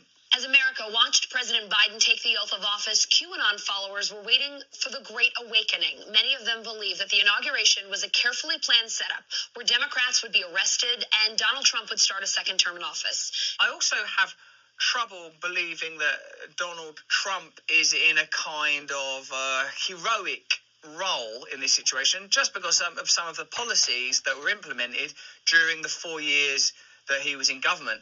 Whilst Trump has often been critical of big tech during his presidency, Donald Trump's 1.5 trillion tax cuts helped billionaires pay a lower tax rate than the working class for the first time in history. The tax package meant the top 0.1% of US households were granted a 2.5% tax cut that pushed their rate below that of the lower 50% of US earners. So that's one of the things I'm curious about. I sometimes enjoyed Trump's rhetoric, his performance style, the way he attacked the establishment. But at heart, I don't think that Trump was a figure whose interests were, how can we help ordinary people have a better life? This sounds so crazy, and I recognize how crazy this sounds, but I don't believe Joe Biden is going to be sworn in as president today. In Under the Skin last week, we spoke to Jonathan Haidt. Human nature is 90% chimp and 10% bee. We're like chimps in being primates whose minds were shaped by the relentless competition of individuals with their neighbours, but we're like bees in being ultra-social creatures whose minds were shaped by the relentless competition of groups with other groups. We are descended from earlier humans whose groupish minds helped them cohere, cooperate and outcompete other groups. My hypothesis, says Jonathan Haidt, is that human beings are conditional hive creatures. We have the ability, under special conditions, to transcend self-interest and lose ourselves temporarily and ecstatically in something larger than ourselves. That's a really brilliant theory by him. And I suppose what I get from looking at this analysis is we are living in conditions now that are so detached from those for which we are evolved.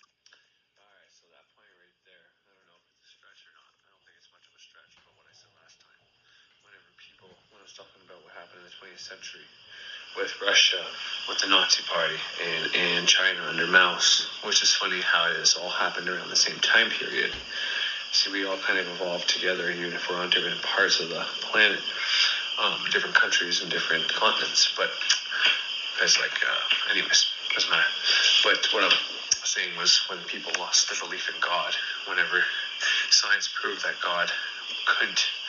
Jesus couldn't have came to earth and resurrected and all that there was no historical Jesus, science, archaeology, all these things, carbon dating, all these different things, ways to prove that it was an actual fact.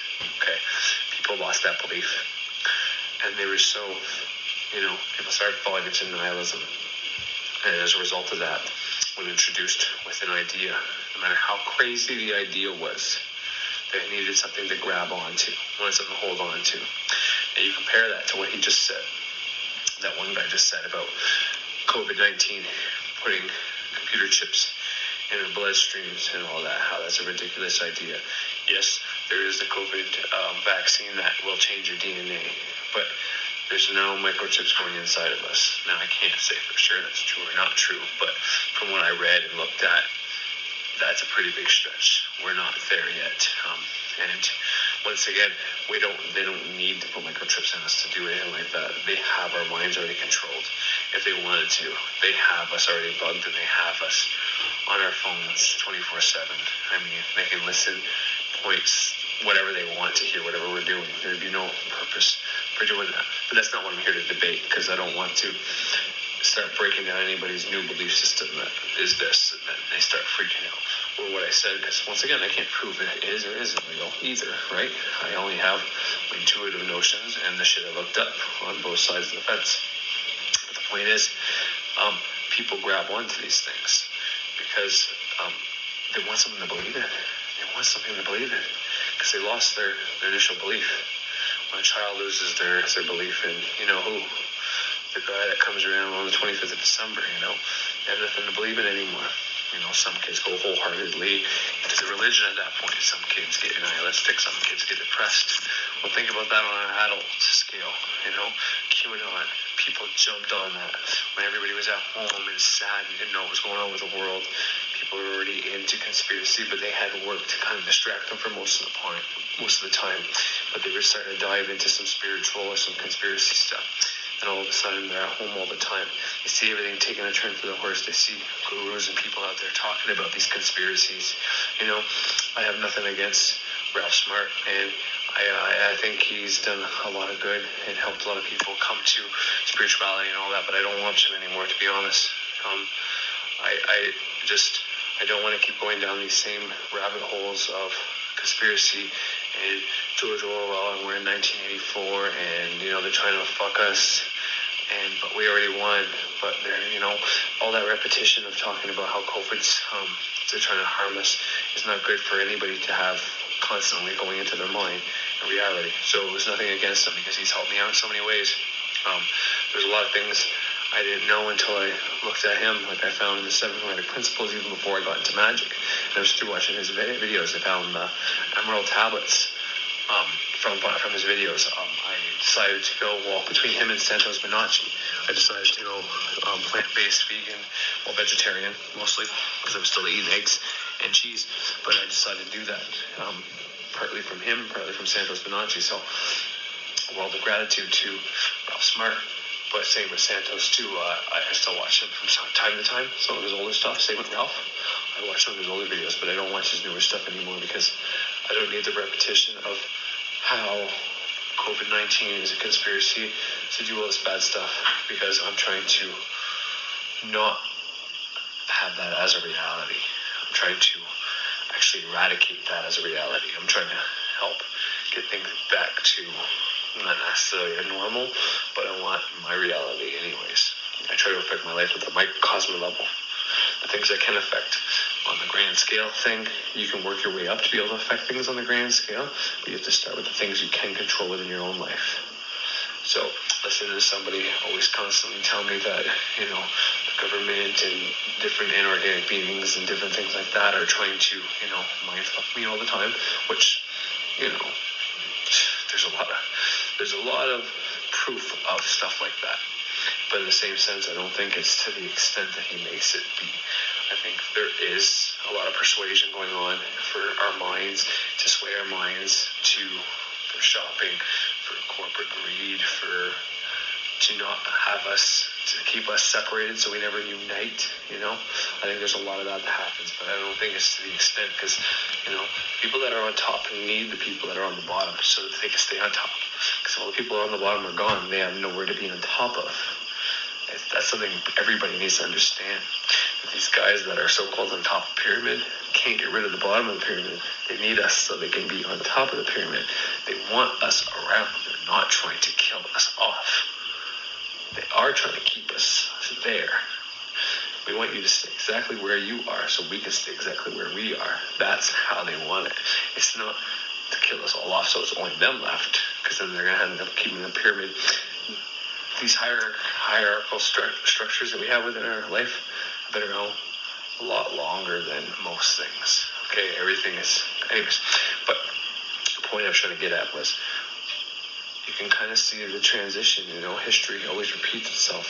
Right now we're in a time where there's a lot of conspiracy, a lot of people have lost their religious beliefs, and depending on how often they watch stuff that says that, you know, Catholic Church is this, and if they were programmed as a kid to believe in God, and they're watching all this stuff that says Catholic Church is evil and all that, but then they have reprogrammed their subconscious mind that Catholicism, what they were programmed with, is the real evil. You know what I mean? And depending if they're a QAnon or whatever, that's the good now. You know, they switched the whole polarity up. They jumped on something. But before they had something to jump onto, like QAnon or whatever the case was, they were in maybe nihilistic mode. They were kind of like depressed and sad. Like, man, the thing is, as we learn, we're lied to. There's all these rich fucks out there just trying to harm us, blah, blah, blah, blah, blah. And they find this grand idea, QAnon, you know? This guy's going to save us.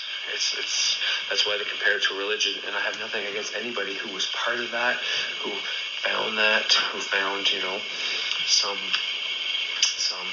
belief and purpose and meaning out of their life when they jumped onto that. But I don't want to see anybody else get harmed anymore. And that's why I'm trying to talk about the things I'm going to talk about, whether they're popular or unpopular, whether I'm monetized or not, doesn't matter. What I'm just trying to do is just trying to help people. And you don't have to get rid of your beliefs completely to manifest your life. And you can say, well, how is that when everybody's saying a religious program is going to stop for manifesting? Well, here's the thing. Everybody's manifesting whether they know it or not right now. And I can play all the gurus that say that. You know, and there's some gurus that will literally say it's the opposite.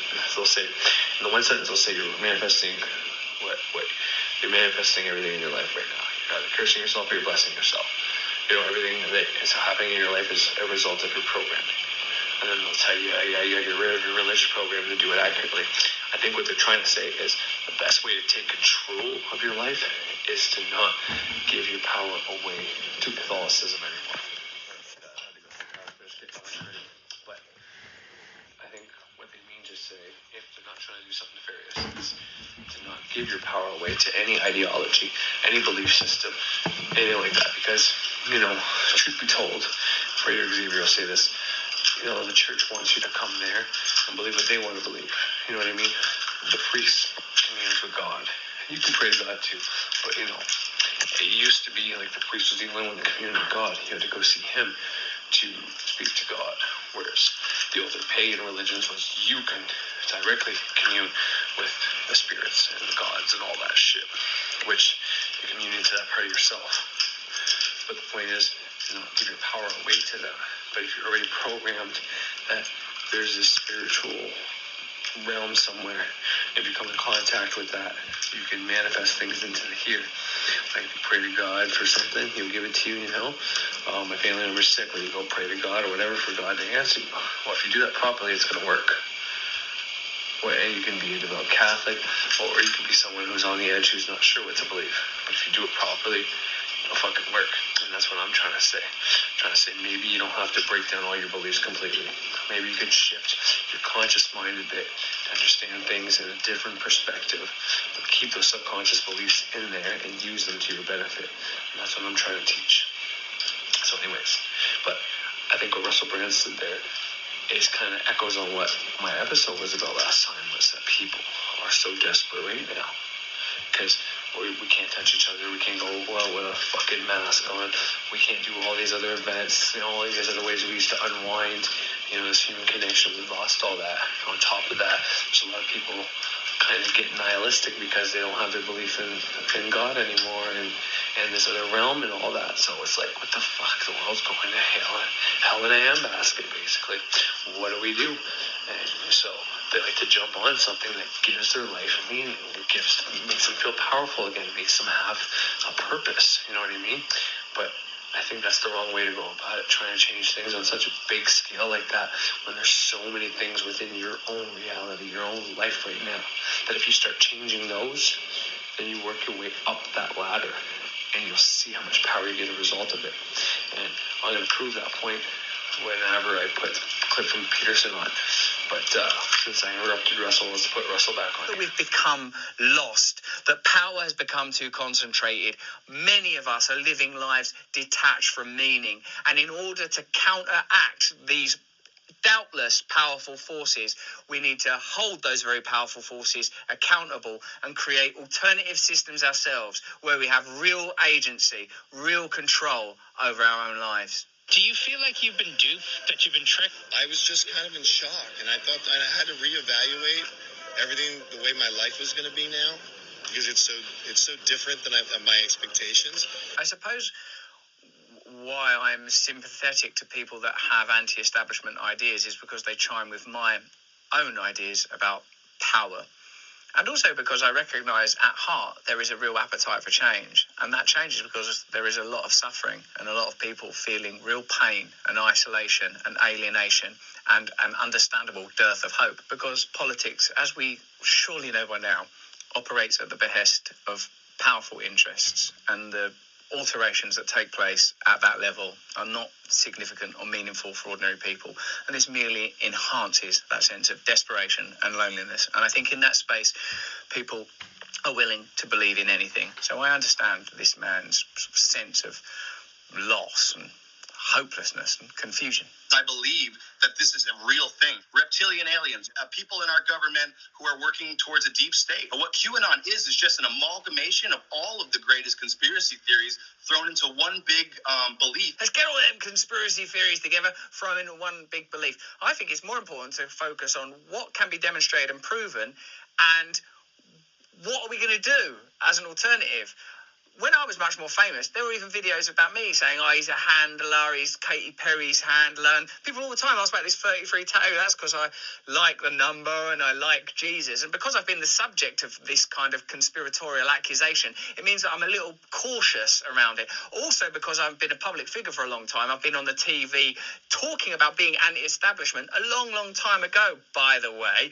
So I'm cautious about the way I approach these conversations. Do you know why? Because I'm interested in change. I believe it's possible to organise society in a different way, but that will not be possible unless you hold powerful interests accountable. And unfortunately, in order to do that, you have to play by a certain set of rules. You have to demonstrate factually what can be proven. And let me tell you, there is no doubt. In order to do that, you have to play by a certain set of rules. You have to demonstrate factually what can be proven. And let me tell you, there is no dearth.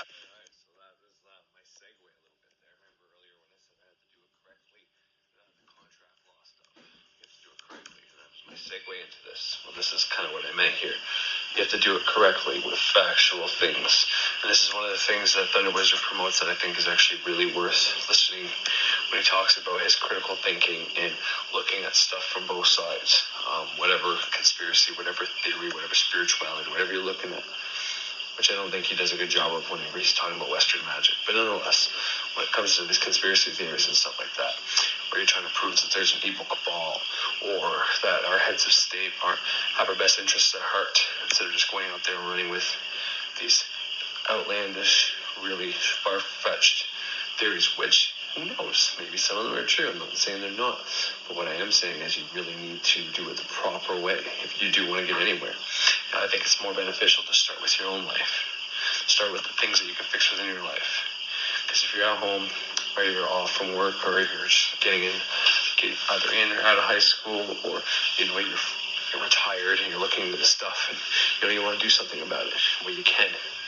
But to try to touch those higher ups somewhere in Washington or whatever conspiracy you're chasing, you need to start at the smallest level, work your way up. But nonetheless, if you want to just bring attention to this, if it's something very important to you, then you should really, really consider doing the research on both sides and follow the proper order. I think if he hasn't said it yet, he's about to. He says, whatever system, or something to the effect of this, that there's a system in play here, and you have to use that system to break down that system. You would have to go by the rules to do it. And I think that was one of the things that, intrigued people about QAnon, because the way it was happening, the way it was set up, and I don't know much about it, so I won't lie, but from what I heard with Twitter and the codes and how it was going to happen, and how they, when they thought at the inauguration that Biden was going to not be sworn in and Trump was going to do his second term, it was out of tradition. It wasn't following these rules, and that's what everybody was against. Was like he said, I think everybody is in need for change. And so even if it went against all the rules of the Constitution and all this stuff, people were okay with that idea because of the fact that they wanted change so bad that they didn't care if we got the change outside of the rules and laws and regulations that we're supposed to follow. Like, I didn't follow the rules with my podcast on the monetization program, which are going to work all that out, right? But they didn't follow the rules and proper procedure for letting me know how, when, or what I did wrong. Therefore, we have to have a conversation, a dialogue, or else, we're both going to have to be put on notice and both defaulting our contract. But if you want to go after anybody, you really need to do both sides. It's a digging on both sides of the story. You got to put aside what your goal is momentarily and just say, okay, I'm going to fucking find out everything that the people that are against this idea are talking about and find the facts that back that up and see how legit some of these facts are. And then you're going to go for all the people that are for this idea and then follow those facts and see which ones are more realistic. And then you can pick up your belief after and then see how you feel about it. You know what I mean? That would be the best way. And you present it as that. You can even start off by saying, hey, this is my belief, but this is what I fucking found. And you're going to find out, I think, you're going to find out that at the end of the day, you're going to see that we were just pawns. That both sides, if you go far enough down, you see that both sides are really working at the same goal. And it's just to keep us in the same spot. Not together, not on each other's side, not helping one another out. That we just stay always in conflict with one another. Keep us all in these little groups. Sometimes the groups get big, but there's still another bigger group out there that's opposed to that group.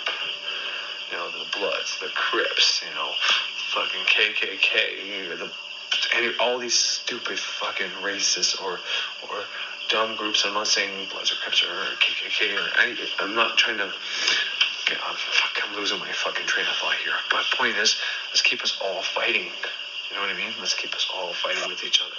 It doesn't matter if you're for or against. They want you either for or against, so that we never could unite and actually fix these problems and do what Russell Brand is proposing and hold these people accountable for keeping us pinned up against each other.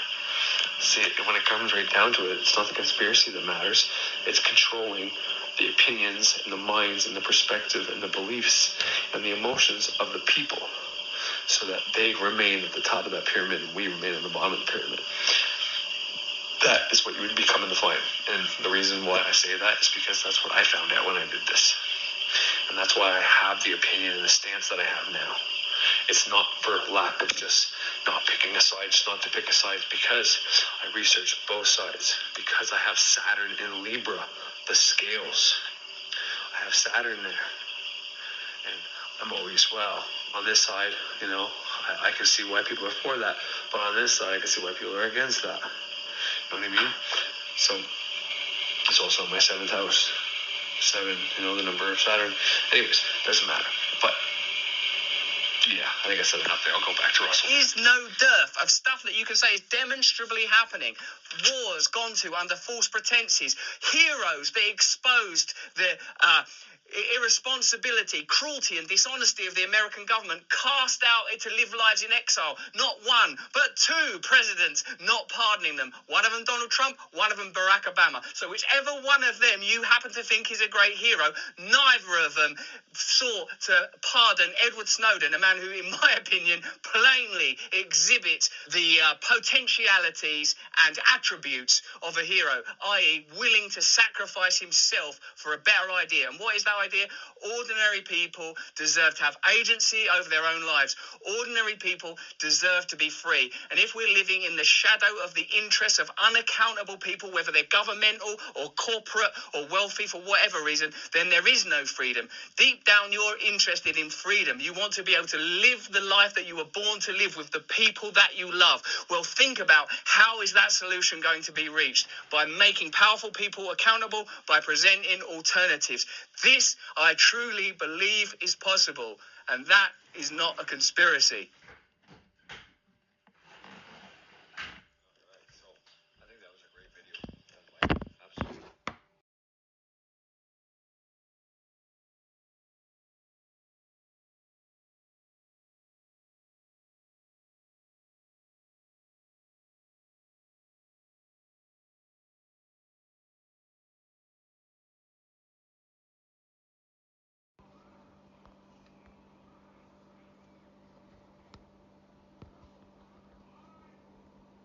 By making powerful people accountable, by presenting alternatives. This, I truly believe, is possible, and that is not a conspiracy. I think that was a great video. Fantastic. He's absolutely right about a lot of those things. And, we could all get together and start trying to accomplish exactly what he said, hold people accountable. But what happens if you start a smear campaign against these politicians and trying to get them out of office and trying to change things too fast? They're going to take a look at your life, And once again, I think this needs to be done. It definitely does. I think there's some people that are, up and coming and going to be politicians soon that are young enough and are learning. They're in positions that could do this kind of stuff. But once again, I'm about personal power, personal responsibility, and personal transformation.